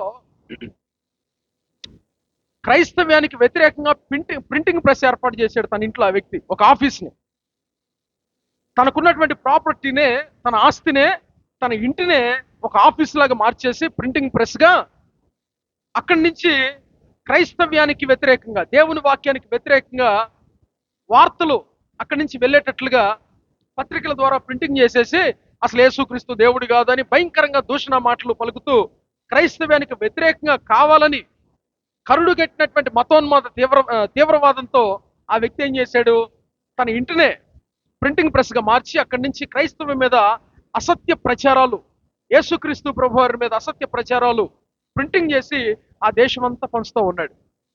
చాలా డబ్బు ఖర్చు పెడుతున్నాడు, మహాధనవంతుడు. పంచాడు అకస్మాత్తుగా అనారోగ్యం వచ్చింది, చచ్చిపోయాడు. ఆ ప్రింటింగ్ ప్రెస్ నడిపించే నాథుడు లేడు. కాలగమన ఆ ప్రింటింగ్ ప్రెస్ ఏమైందో తెలుసా? ఆ ప్రింటింగ్ ప్రెస్నే బైబిల్ సొసైటీ వారు కొని ఇప్పుడు ఏ ఇంట్లో అయితే గతంలో, ఓకేనా, యేసుక్రీస్తు ప్రభువారి గురించి దుర్వార్తలు, దూషణ వార్తలు ప్రకటించబడి క్రైస్తవ్యానికి వ్యతిరేకమైనటువంటి కరపత్రాలు వెలువడ్డాయో అదే ఇంట్లో నుంచి నిమిషానికి 8 బైబిళ్ళు తయారు చేస్తున్నారు. దేవునికి స్తోత్రం. అదే ఇంటిని బైబిల్ సొసైటీ వాళ్ళు కొన్నారు. క్రైస్తవ్యాన్ని, సంఘాన్ని ఎవడు ఏమి చేయలేడు. కాకపోతే సంఘానికి హింసలు వస్తాయి, సంఘానికి హింసలు కలుగుతాయి, సంఘానికి సమస్యలు వస్తాయి, సంఘానికి శ్రమలు వచ్చినాయి. పరిశుద్ధ గ్రంథమైన బైబిల్లో కూడా మీరు చూస్తే ఆది సంఘానికి శ్రమలు వచ్చినాయి. కానీ శ్రమలు వచ్చినప్పుడు శ్రమల్లో సంఘం విస్తరించింది. సంఘం పెరిగిందే కానీ సంఘం తగ్గల. శ్రమలు వచ్చినప్పుడు సంఘం పెరిగిందే కానీ సంఘం తగ్గల. కాబట్టి సంఘాన్ని ఎప్పుడు ఏమి ఎవరు ఎప్పుడు ఎక్కడ ఏమి చెయ్యలేరు. ఎందుకంటే సంఘపు శక్తి ఎంత గొప్పదంటే పాతాళలోకపు ద్వారములే సంఘం ఎదుట నిలవనేరవు. ఈ లోకంలో ఎవడు నిలబడతాడు సంఘం ముందు? ఎందుకు సంఘానికి ఆ శక్తి అంటే, సంఘం ఏంటయ్యా అసలు సంఘానికి, ఎందుకు సంఘానికి ఆ శక్తి అంటే క్రీస్తు శరీరము సంఘము. సంఘం అంటే ఏంటి? క్రీస్తు శరీరాన్ని ముట్టుకోగలరా ఎవరైనా? ఆయన శిరస్సుగా ఉన్నాడు, సంఘము ఆయన శరీరం. కాబట్టి ఈ విషయం మనకు తెలియాలి. ఈరోజు సంఘానికి తెలియట్లా. సార్వత్రిక సంఘాల్లో భయం వచ్చేసింది. ఇటీవల కాలంలో దైవజనులు పగడాల ప్రవీణ్ గారి మరణం ఒక ఘోరంగా ఉంది, అదొక మిస్టరీగా ఉంది. మర్డర్ అని ఒక పక్క, ప్రమాదం అని ఒక పక్క, రకరకాలుగా ఆ వార్తలు వింటున్నప్పుడు కొంతమేరకు దైవజనుల్లో, సార్వత్రిక సంఘంలో ఒక భయం వచ్చేసింది. అనేక మందిని ఆ రోజుల్లో అపోస్తుల్ని చంపారు, శిరచ్ఛేదనం చేశారు.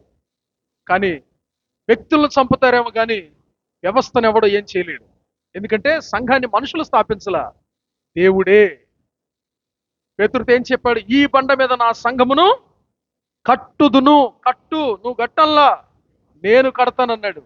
దేవుడు కట్టిన సంఘాన్ని ఎవడు ఏం చేయలేడు. కాబట్టి మరలా రెండోసారి ఆయన రాబోతున్నాడు. దేనికోసం తెలుసా? అదే సంఘాన్ని తీసుకుని వెళ్ళటం కోసం.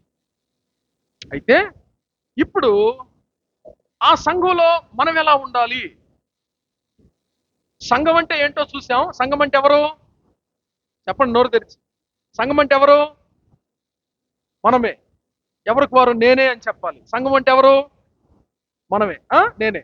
సంఘం అంటే మనమే, రక్షించబడినటువంటి గుంపు. సంఘపు విలువ ఎంత? దేవుని రక్తం అంతా. సంఘపు శక్తి అంత? పాతాళలోకపు ద్వారములు సంఘం ఎదుట. That is the power of the church. అది సంఘపు శక్తి అది. అయితే సంఘంలో ఉన్నటువంటి ప్రజలు, what is the quality of the church? సంఘపు లక్షణాలు ఏంటో మనం చూద్దాం. ఇప్పుడు సంఘము ఎలాంటి లక్షణాలు కలిగి ఉండాలి? సంఘం అంటే సంఘంలో ఉన్న ప్రజలు. సంఘంలో ఉన్నటువంటి ప్రజలు ఇలాంటి లక్షణాలు కలిగి జీవించినప్పుడు సంఘం ఇంత ప్రభావవంతంగా పనిచేస్తుంది. సంఘపు శక్తి ఏంటో లోకానికి అర్థమవుతుంది. సంఘం దేవుడు చెప్పినటువంటి లక్షణాలతో జీవించాలి. సంఘం అంటే మనమే. అదే విషయాన్ని పౌలు గారు అన్నారు కదా, జీవము గల దేవుని మందిరములో అనగా జీవము గల దేవుని సంఘములో జనులు ఎలాగూ ప్రవర్తించాలో, బిహేవింగ్, వారు ప్రవర్తించవలసిన విధానం, క్వాలిటీస్, వారి లక్షణాలు, క్వాలిఫికేషన్స్, ఉండవలసినటువంటి స్థితిగతులు, సంఘపు క్వాలిటీ, సంఘపు యొక్క క్వాలిఫికేషన్స్, సంఘం యొక్క లక్షణాలు ఏంటో మనం చూద్దాం. మొదటి విషయాన్ని నేను మీకు చెప్తాను. అపోస్తుల కార్యాలు. అసలు సంఘంలోకి మొట్టమొదటి ఎవరు వస్తారు? సంఘంలోకి ఎవరు చేర్చబడతారు అని అంటే నేను అక్కడి నుంచి మీకు చెప్తాను. అపోస్తుల కార్యాలు 2వ అధ్యాయము 40వ వచనం చూడండి. అపోస్తుల కార్యాలు 2వ అధ్యాయము 40వ వచనం. ఇంకనూ అనేక విధములైన మాటలతో సాక్ష్యం ఇచ్చి, మీరు మూర్ఖులకు ఈ తరము వారికి వేరై రక్షణ పొందుడని వారిని హెచ్చరించెను. 41వ వచనం చదువుదాం ఇప్పుడు. కాబట్టి అతని వాక్యము అంగీకరించిన వారు బాప్తిసం పొందిరి. ఆ దినమందు ఇంచుమించు ఎక్కడ చేర్చబడ్డారు? లోకంలో నుంచి సంఘములోకి చేర్చబడ్డారు. ఎంతమంది? ఇంచుమించు 3000 మంది. వారు లోకంలో నుంచి సంఘంలోనికి చేర్చబడటానికి ఇక్కడ ఒకటి జరిగింది. ఏం జరిగింది చెప్పండి. అక్కడ మీకు అర్థమైంది చెప్పండి. 41వ వచనంలో మీకేం అర్థమైందో చెప్పండి అమ్మా. అతని వాక్యము అంగీకరించిన వారు. దాన్ని నోట్ చేయండి. అక్కడ సంఘంలోకి ఎవరు రాగలుగుతారో తెలుసా? నువ్వు రక్షణ పొందకుండా, యేసుక్రీస్తు ప్రభువారిని సొంత రక్షకునిగా అంగీకరించకుండా, మారు మనసు పొందకుండా ఎన్ని సంవత్సరాల నుంచి నువ్వు మందిరంలోకి వస్తున్నా, నువ్వు బయట వ్యక్తివి కానీ లోపల వ్యక్తివి కాదు. ఈ మందిరంలో అయితే నువ్వు లోపలే ఉన్నావు, కానీ ఆత్మ సంబంధమైన మందిరం ఉందే, సంఘము. ఆ సంఘంలో మాత్రం నువ్వు లేవు. ఆ సంఘంలో ఉండాలంటే ఇది జరగాలి. ఏం జరగాలి? వాక్యాన్ని అంగీకరించాలి. వర్డ్ రిసీవింగ్, వాక్యాన్ని అంగీకరించాలి.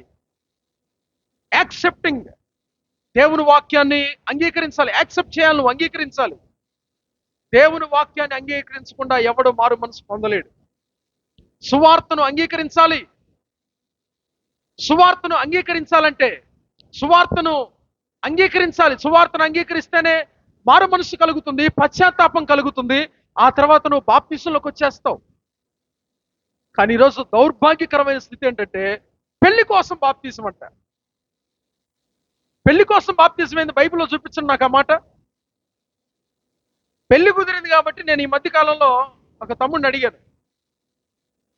వాళ్ళ ఫ్యామిలీ, తమ్ముడు కాదు, ఒక హైదరాబాద్ వెళ్ళినప్పుడు, హైదరాబాద్లో నేను ఒక ఫ్యామిలీతో మాట్లాడుతున్నప్పుడు, పోయిన వారం హైదరాబాద్లో ఉన్నాను. అప్పుడు నేను ఫ్యామిలీతో మాట్లాడుతున్నప్పుడు ఆ ఫ్యామిలీ నాతో చెప్తా ఉన్నారు, అన్న ఇట్లా సంగతి, మేము కుటుంబంతో దేవుడిని సేవిస్తూ ఉన్నాం కదా, అమ్మాయికి మ్యారేజ్ అయిపోయింది, అబ్బాయికి మంచి మ్యాచ్ ఏదైనా ఉంటే చూడండి అన్న అని.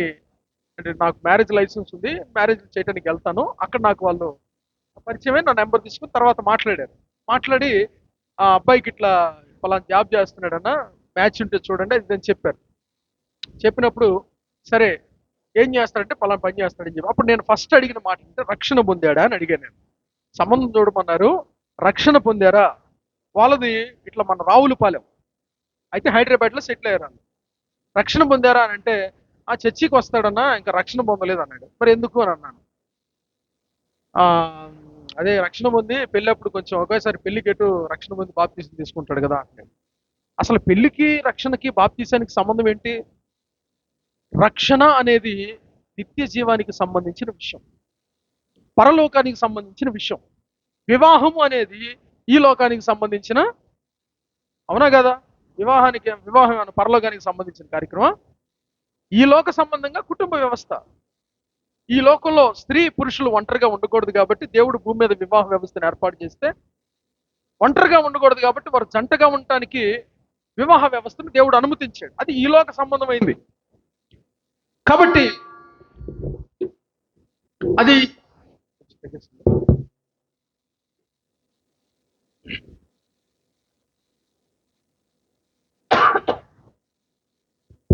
ఓకే, అది ఈ లోక సంబంధమైంది. దీన్ని తీసుకొచ్చి పెళ్లికి ముడి పెడతారేంటి? రక్షణ తీసుకొచ్చి వివాహానికి ముడి పెడుతున్నారేంటి? అది చాలా తప్పు.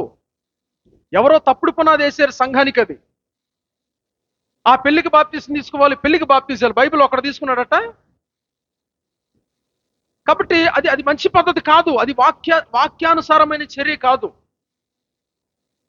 నేను పాపిని, నా కోసం యేసుక్రీస్తు ప్రభువారు ఈ లోకానికి వచ్చాడు, ఆయన నన్ను ప్రేమించాడు, ఆయన పరిశుద్ధ రక్తాన్ని నా రక్షణ కోసం కార్చాడని యేసు ప్రభువారిని ఆయన మాటలు విని, సువార్త విని రక్షకునిగా అంగీకరించి, అది పాప పశ్చాత్తాపం కోసం జరిగే ప్రక్రియ అయితే దాన్ని తీసుకొచ్చి పెళ్లికి ముడి పెడుతున్నారు.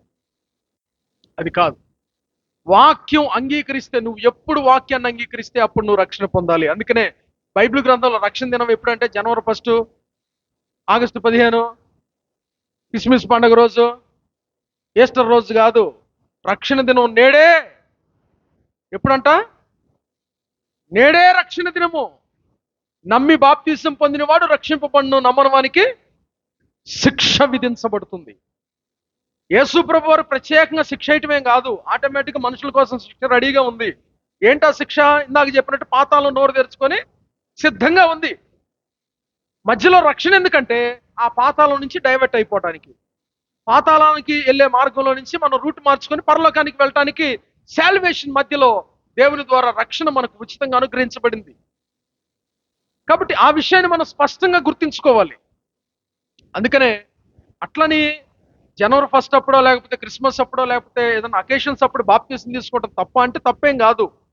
సేవకులు దాన్ని ప్రకటిస్తారు. ఈ టైంలో పలానా టైంలో బాప్తీసాల కార్యక్రమాలు ఉంటే సిద్ధపడండి అని అన్నప్పుడు ఆ టైంలో తీసుకోవడం తప్పేం కాదు. కానీ నువ్వు ఈ రోజు వాక్యాన్ని అంగీకరించి, నువ్వు రక్షణ పొంది యేసు ప్రభువు వారిని సొంత రక్షణగా అంగీకరించి, పాపానికి ప్రాయశ్చిత్తం పొంది బాప్తీసం కోసం మళ్ళీ ఎప్పుడో తీసుకోవాలి, పలానోళ్ళు ఇవ్వాలని ఎదురు చూడటం మాత్రం తప్పు. ఖచ్చితంగా తప్పేది. నేడే రక్షించను. నువ్వు రక్షించబడితే అయ్యా నాకు బాప్తీసం ఇవ్వమని అడుగు. ఫిలిప్ని అడగలేదా? ఫిలిప్ని అడిగాడా లేదా? ఎవరు? నపుంసకుడు అడిగాడా లేదా? నాకు బాప్తీసం ఇవ్వమంటే ఒక్కరోజే ఆ టైంలోనే సువార్త చెప్పాడు, వాక్యం చెప్పాడు, వాక్యాన్ని అంగీకరించాడు. వెంటనే రథం తీసేసి ఏం చేశాడు? 10 సంవత్సరాలు ఉండాలి అది బాప్తీసం తీసుకోవడానికి. నేడే రక్షణ దినము, నేడే రక్షణ దినం. కాబట్టి రక్షణను నిర్లక్ష్యం చేయొద్దు. అయితే రక్షణ ఎవరు పొందగలుగుతారంటే వాక్యాన్ని అంగీకరించాలి. ఈరోజు నేను ఒక విషయాన్ని మీకు చెప్తున్నాను. సంఘపు క్వాలిఫికేషన్, సంఘానికి ఉండవలసినటువంటి లక్షణం, క్వాలిటీస్, ఆ సంఘానికి ఉండవలసినటువంటి లక్షణాల్లో మొదటిది వాక్యాన్ని అంగీకరించే స్వభావం ఉండాలి సంఘానికి. అంగీకారమైన మనస్సు ఉండాలి సంఘానికి. ఏం అంగీకరించాలి నువ్వు? దేవుని వాక్యాన్ని అంగీకరించాలి. అది జరగకుండా సంఘంలోనికి ప్రవేశించలేవు. ఈరోజు అంగీకరించరుగా. వాక్యాన్ని అంగీకరించవలసింది ప్రతిగా. అదే నేను చెప్తాను ఎప్పుడు, ప్రసంగానికి మార్పు చెందవలసిన వాడు ప్రసంగానికి మార్కులేసే దగ్గర ఆగిపోతున్నాడు. ప్రసంగానికి మార్పు చెందాలి అనే విషయాన్ని మర్చిపోయారు మనుషులు. ఈరోజు సంఘంలో ప్రజలు మర్చిపోయారు. దేవుడు నా కొరకే తన ఆత్మచేత నింపబడి దేవుని సేవకుణ్ణి వాక్కుతో నింపి నా కొరకు తన స్వరాన్ని వినిపిస్తున్నాడు. నేను మార్పు చెందాలి, పశ్చాత్తాపడాలి, నా జీవితంలో ఎన్నో బలహీనతలు ఉన్నాయి, నేను పరలోకానికి వెళ్ళాలి. ఈ స్వభావంతో, ఇప్పుడు ఏ స్వభావంతో ఉన్నానో అదే స్వభావంతో నేను మరణిస్తే, ఒకవేళ ఈ స్వభావంలో ఉండగానే దేవుడు వస్తే నేను దేవుని రాజ్యానికి యోగ్యురాలను కాదు. కాబట్టి నేను మార్పు చెందాలి. మార్పు చెందాలంటే నేను ఒక ఆత్మ సంబంధమైన మందిరంగా కట్టబడాలి అంటే కట్టువాడు దేవుడే. దేంతో కడతాడు? దేవుని వాక్యంతో కడతాడు. కాబట్టి ఆ వాక్యం నా జీవితంలో మార్పును కలగజేస్తుంది. కాబట్టి నేను మారాలి అనే మనసు మనుషులకి లేకుండా పోతుంది ఈరోజు చాలా మందికి. కొంతమంది నిజంగా దేవుడు నా కొరకే తన మాటలు వినిపిస్తున్నాడని మంచి హృదయంతో వాక్యాన్ని అంగీకరించే ఉన్నారు. వారి కొరకే దేవునికి స్తోత్రం. కానీ కొంతమంది ప్రసంగాలకు మార్కులు, పలానా ఆయన వచ్చాడు, మామూలుగా చెప్పాడు, అసలు తాట తీశాడు, ఏడుడింది తాట ఊడితే ఆ మాటలు ఎందుకు వస్తాయి? వాళ్ళ దేవుని సన్నిధిలో మనం ఏ స్వభావంతో ఉన్నాం అదే స్వభావంతో ఉంటున్నాం. ప్రసంగాలకు రివ్యూ, సినిమాలకు కనుక రివ్యూ ఇచ్చినట్టు, రాజకీయ మీటింగ్లకు రివ్యూ ఇచ్చినట్టు ప్రసంగాలకు రివ్యూ ఏంటి? దేవుని సందేశానికి రివ్యూలు ఇస్తామా మనం? ఆ స్థాయికి ఎదిగావా నువ్వు? ప్రసంగాలకు మార్కులు కాదు, మార్పు జరగాలి. ప్రసంగానికి ఏం జరగాలి? మార్కులు పడకూడదు, మార్పు జరగాలి. ఎస్, దేవుడు పోయినసారి పలానా సేవకుని తెచ్చినప్పుడు, పలానా సేవకుడు దేవుని ఆత్మశాంతి నింపడి పోయిన వాక్యం చెప్పినప్పుడు ఆ ప్రసంగం నా జీవితంలో మార్పును కలగజేసింది. ఉన్నాయా అలాంటి అనుభవాలు నీ జీవితంలో? ఆ రోజు ఆ సందేశం ద్వారా, ఆ సందేశంలో ఒక మాట ద్వారా దేవుడు నా హృదయాన్ని తెప్పరిల్ల చేశాడు, నన్ను ఆదరించాడు, ధైర్యపరిచాడు. ఆ మాట నా కొరకే, ఆ సందేశం నా కొరకే అనే స్పృహ ఉందా? కాదు. ముందు ప్రసంగం చేస్తే వెనక నవ్వటం. ఎక్కడంటే ఇక్కడని కాదు, సార్వత్రిక సంఘాన్ని ఉద్దేశించి చెప్తున్నాను నేను ఈ మాటలు. ఆ రోజు పేతురు గారు ఒక్కరోజే వాక్యం చెప్పింది, ఒక్కసారి ఒక్క మెసేజ్లోనే 3,000 మంది రక్షించబడ్డారంట. ఏమి పశ్చాత్తాప ఆత్మ వారి మీద కుమ్మరించబడింది. ఈరోజు అది లేదుగా. మొన్న ఒకడు వచ్చాడు, బాగా చెప్పాడు, నిన్న వచ్చినాడు బాగా చెప్పలేదు. మాటలు జాగ్రత్త. ఆ మాటలు నువ్వు మాట్లాడుతున్నావంటే you are in the danger situation. నువ్వు ప్రమాదకరమైన స్థితిలో, ఆత్మీయ ప్రమాదంలో పడ్డావు. సంఘానికి, సందేశానికి మార్కులేయటం అనేది ఒక భయంకరమైన జబ్బు అది. ఆ వ్యాధి నుంచి నువ్వు బయటపడాలి. ఈరోజు దేవునికి మహిమ కలుగును గాక. మార్పు చెందాలి. వర్తమానంతో, దేవుని సందేశంతో మార్పు చెందాలి. దేవుని ఎందుకు అనంటే యోహాను సువార్త 1వ అధ్యాయం 1వ వచనంలో రాస్తాడు కదా, దీనవసరం లేదు, వాక్యమే దేవుడై ఉండెను. నువ్వు వాక్యానికి మార్కులు వేస్తున్నావు అంటే ఎవరికి మార్కులు వేస్తున్నావు? దేవునికి మార్కులు వేసే స్థాయి ఏముంది? కాబట్టి ఆలోచించేయాలి. సరే, సంఘానికి ఉండవలసినటువంటి ఇంకో క్వాలిటీ, వాక్యాన్ని అంగీకరించే మనసు ఉండాలి. ఈరోజు వాక్యాన్ని అంగీకరించలేకపోవడానికి కారణాల్లో ఒక కారణం నేను చూపిస్తాను. తెస్సలోనికయ సంఘాన్ని గురించి మీరు చూస్తే, పౌలు గారు తెస్సలోనికయ సంఘాన్ని చూసి ఒక మంచి మాట ఉన్నాడు. తెస్సలోనికయలకు రాసిన మొదటి పత్రిక 2వ అధ్యాయం 13వ వచనం మీరు చూడండి. తెస్సలోనికయలకు రాసిన మొదటి పత్రిక 2వ అధ్యాయము 13వ వచనం. ఈ హేతువు చేత మీరు దేవుణ్ణి గురించిన వర్తమాన వాక్యము, ఈ మాట నోట్ చేయండి, మా వలన అంగీకరించినప్పుడు మనుష్యుల వాక్యమని ఎంచక అది నిజముగా ఉన్నట్లు దేవుని వాక్యమని దానిని అంగీకరించితిరి గనుక మేమును మానక దేవునికి కృతజ్ఞతాస్తుతులు చెల్లించుచున్నాము. ఆ వాక్యమే విశ్వాసులైన మీలో కార్యసిద్ధి కలగజేయుచున్నది. వాక్యం ప్రకటించబడుతుంది కానీ ఈరోజు వాక్యం ద్వారా హృదయంలో కార్యం జరగట్లేదు, కార్యం సిద్ధించట్లేదు హృదయంలో. దానికి కారణం ఏంటి? కానీ తెస్సలోనికయ సంఘం ఆ స్థితిలో లేదట. దైవజనుడు సాక్ష్యం ఇస్తున్నాడు, పౌలు గారు చెప్తున్నాడు తెస్సలోనికయ సంఘాన్ని గురించి, ఆ వాక్యమే, ఆ సందేశమే, ఆ ప్రసంగమే విశ్వాసులైన మీ జీవితాల్లో కార్యసిద్ధిని కలగజేసింది అన్నాడు. ఎందుకయ్యా తెస్సలోనికయ సంఘపు వారి జీవితంలోనే కార్యసిద్ధి కలగజేసింది? మా జీవితాల్లో ఎందుకు కలగజేయలేదంటే వారిని గురించి చెప్తాడు, మీరు మా వల్ల మీరు వర్తమాన వాక్యాలు విన్నప్పుడు అది మనుష్యుల వాక్యం అని ఎంచట్లేదు. వేదిక మీద నిలవబడి దేవుని సేవకుడు సందేశాన్ని అందిస్తూ ఉంటే మాట్లాడుతుంది మనుష్యుడు కాదు, మాట్లాడుతుంది మనుష్యుడు కాదు, మనుష్యుల వాక్యం అని ఎంచక. ఫోన్లు సైలెంట్లో పెట్టండి. మనుష్యుల వాక్యం అని ఎంచక అది దేవుని వాక్యము ఉన్నట్లుగా ఉందని మీరు దాన్ని అంగీకరించారు. దేవుడే మాట్లాడుతున్నాడని అంగీకరించారు. ఈరోజు అది జరగట్లేదుగా. రాసుకొని వచ్చాడు మాకు కొడుతున్నాడు అనుకుంటున్నారు కొంతమంది. అందుకనేగా కార్యం జరగట్లేదు హృదయంలో. నా సంగతి చెప్తాను వినండి. నా సంగతే కాదు, వాక్యానుసారంగా ప్రవర్తించే ఏ దైవజనుడు ఎవరో చెప్పిన దాన్ని లేకపోతే ఎవరో ఇచ్చిన స్క్రిప్ట్ని చదివితే అది సరైన విధానం కాదు. వాడు దేవుని దృష్టిలో అసలు సేవకుడే కాదు. నా దృష్టిలో దేవుని సన్నిధిలో ఇక్కడ నిలవబడి ముందున్న ప్రజలు సామాన్యమైన ప్రజలు కాదు, దేవుని రక్తంలో కడగబడిన ప్రజలు. అలాంటి ప్రజల ముందు సొంత ఆలోచనలు చెప్పడానికి వీలు లేదు. చెప్తే చెప్పిన వాడు శాపగ్రస్త. సొంత ఆలోచనలు చెప్పడానికి లేదు. దేవుని ఆలోచన మేరకు ప్రార్థన చేసినప్పుడు దేవుడు సేవకుని హృదయంలో ఉంచిన భారాన్ని పంచుకుంటాడు. ఆ భారం వస్తున్నప్పుడు కొంతమంది పోయిన ఆదివారం రాలేదు ఎగ్గొట్టాం కాబట్టి ఇలా మాట్లాడుతున్నాడు అంటుంటారు. మరి నువ్వు ఎగ్గొడితే నాకు మాట్లాడేది. వచ్చినప్పుడు నీకు అది గుచ్చుకోదు. ఎగ్గొట్టినప్పుడు మరి ఎగ్గొట్టే మనకి ఏమనాలా చెప్పండి. ఆ పోయినసారి మేము అట్లా చేశాం కాబట్టి ఇలా వాక్యంలో పెట్టి తిడతామా? వాక్యంలో పెట్టి ఎందుకు తిడతారు? అలా ఊహిస్తున్నాం మనం. వాక్యాన్ని మంచి ఎస్ నేను తప్పిపోయాను కాబట్టి దేవుడు నాతో మాట్లాడుతున్నాడు. నేను ఆ విషయంలో వెనకబడ్డాను, నిజంగా నేను అక్కడ పడ్డాను, నా పడ్డ స్థితిని దేవుడు గమనించి నాతో మాట్లాడుతున్నాడు. పాడతాం కదా, నాతో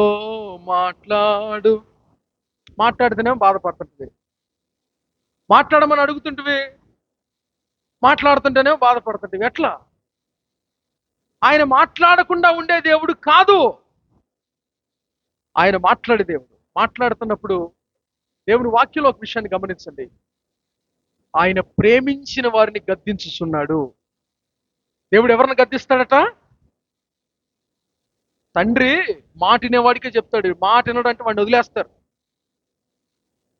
వాడిని గద్దిస్తారు. ఎందుకనంటే వాడు ఇంకా ఇంకా ఇంకా దేవుని స్వరూపంలోనికి మార్పు చెందాలి. ఆ వ్యక్తి దేవుని పోలికలోనికి మార్చబడాలి. ఎస్ నేను ఒక మాట అన్నా, నా పిల్లవాడిని గద్దించే హక్కు నాకుందని దేవుడు వాక్యం ద్వారా కొన్నిసార్లు హెచ్చరించినప్పుడు దాన్ని తీసుకోవాలి. ఆదరణ వాక్యాన్ని ఎంత బాగా తీసుకుంటామో. ఆశీర్వాదం కలుగును గాక. అదిగో ఎంత బాగా ఆమెనన్నారో. ఆజ్ఞలు వచ్చినప్పుడు కూడా ఆమెననాల, అప్పుడు బ్యాలెన్స్ అయినట్టు. ఆశీర్వాదాలకేమో ఆమెనంటారే, ఆజ్ఞలు వచ్చినప్పుడు ఆంక్షలు వచ్చినప్పుడేమో నో మేన్ అంటే సైలెంట్గా ఉంటుంటారు. ఇది కాదు కదా. రెండు సమపాలనలో ఉండాలి. ఆశీర్వాదానికి ఎప్పుడు ఆశీర్వాదం ఉంటే చెప్తాను, నువ్వు ఆజ్ఞను అనుసరించినప్పుడే ఆశీర్వాదానికి వారసుడు, అంతే. కాబట్టి దేవుని వాక్యాన్ని అంగీకరించాలి, దేవుని మాట వినాలి. సంఘంలో ఎవరు ఉండాలి? అంగీకరించే వాళ్ళు ఉండాలి. చూడండి ఇక్కడ ఈ 37వ వచనం, అపోస్తుల కార్యాలు 2వ అధ్యాయం 37వ వచనం చదవండి. సంఘపు లక్షణాలు, qualities of the church, qualifications. సంఘపు లక్షణాలు. What is the qualities? వారు ఈ మాట విని, సంఘంలో ఎవరుండాలి? మొదటిది వాక్యాన్ని అంగీకరించే వాళ్ళు ఉండాలి. అంటే మాట వినేవారు సంఘంలో, వారు ఆ మాట విని. సంఘపు లక్షణం ఏంటో తెలుసా?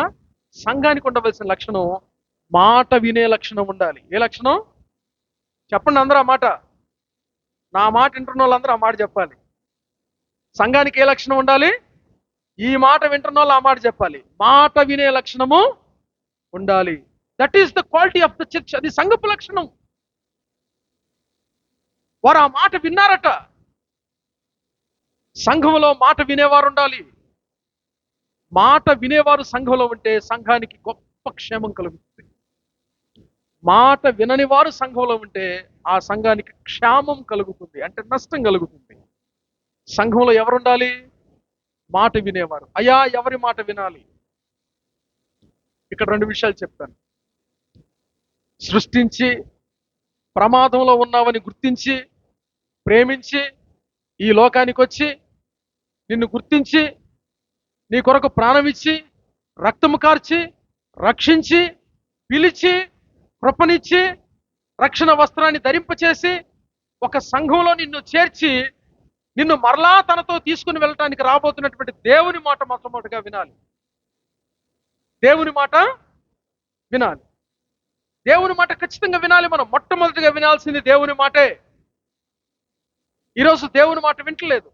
ఇందాక మీరు చూసినటువంటి మొదటి మూలవచనం మనం చదివాం కదా, అక్కడ మీరు చూస్తే తిమోతికి రాసిన మొదటి పత్రిక 3వ అధ్యాయం 15వ వచనంలో మీరు లాస్ట్లో అక్కడ ఒక మాట ఉంటుంది, ఆ సంఘము సత్యమునకు స్తంభము అనే మాట ఉంది. మీరు చదవండి ఆ మాట.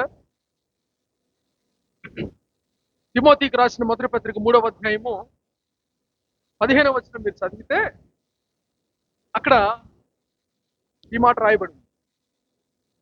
అయినను నేను ఆలస్యము చేసిన ఎడల దేవుని మందిరములో అనగా జీవము గల దేవుని సంఘములో జల్లేలాగు ప్రవర్తింపవలనది నీకు తెలియవల్లని ఈ సంగతులు రాయిచున్నాను.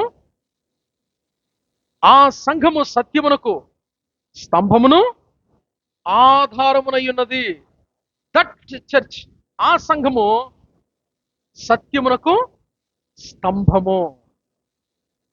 Truth pillar, pillar of the truth. ఎవరైతే ఇలాంటి కుల లక్షణాలతో సంఘపు లక్షణాలతో బ్రతుకుతారో ఆ సంఘము సత్యానికి, చెప్పండి ఏంటి? సత్యానికి స్తంభం.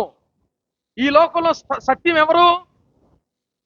నేనే మార్గమును సత్యమును జీవమును అని చెప్పాడు. సత్యం, సత్యం అంటే దేవుడే.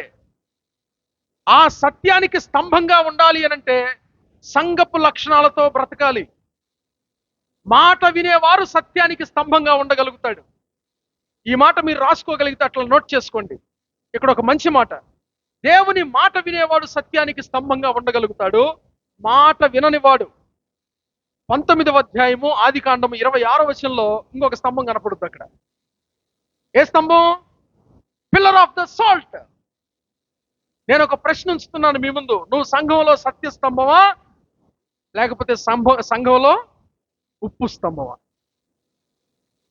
ఈ రెండు స్తంభాల్లో ఏదో ఒక స్తంభంగానే మనం ఉంటాం. అది సగం అంటే సగం దాకేమో ఉప్పు ఉంటుందండి, సగం దాకేమో సత్యం ఉంటుందండి అంటానికి లేదు. సత్యమైన స్తంభం అది నిత్యమైన స్తంభం. ఉప్పు స్తంభం పనికిరాని స్తంభం. లోతు భార్య ఉప్పు స్తంభం కావటానికి కారణం ఏంటి చెప్పండి? మాట విన్నదా వినకనా? దేవుని మాట వినకపోతేనే ఉప్పు స్తంభాలుగా తయారవుతాం మనం. మాట వింటే సత్య స్తంభాలుగా మార్చబడతాం. దేవునికి స్తోత్రం. కాబట్టి ఏ స్తంభం? మనం ఏదో ఒక స్తంభంగానే ఉండాలి. ఒక్కొక్కరు సంఘంలో ఒక్కొక్క స్తంభంగా ఉండాలి. ఏ స్తంభం అనేది మనమే పరీక్షించుకోవాలి. ఏ స్తంభం అనేది మనమే పరీక్షించుకోవాలి.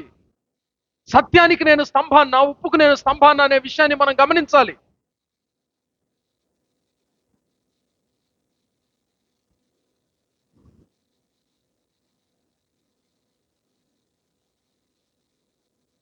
సరే వినండి.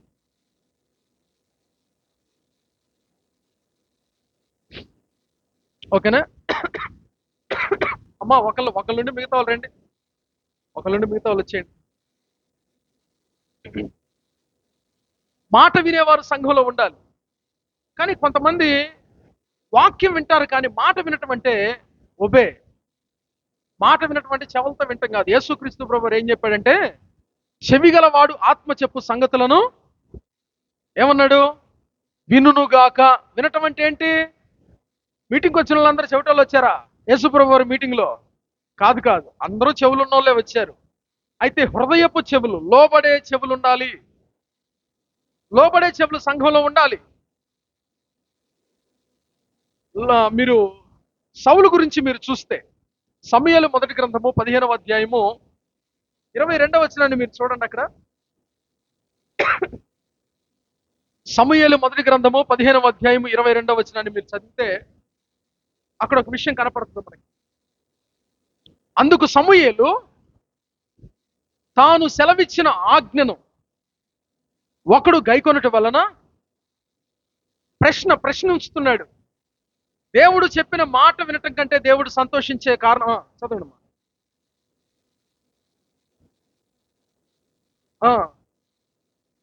ఒకడు దహన బలులను అర్పించడం వల్ల ఆయన సంతోషించునా? ఆలోచించుము. బలులు అర్పించడం కంటే ఆజ్ఞను గైకొనుటయు, పొటేళ్ల క్రొవ్వు అర్పించడం కంటే మాట వినుటయు శ్రేష్టము. దేవుడు కోరుతున్నది ఏంటి? ఏం కోరుతున్నాడు? బలి అర్పించాలని కాదు, కానుకలు ఇచ్చే పెద్ద పెద్ద కానుకలు దేవునికి మనం ఇవ్వాలని కాదు దేవుడు కోరుకుంటుంది.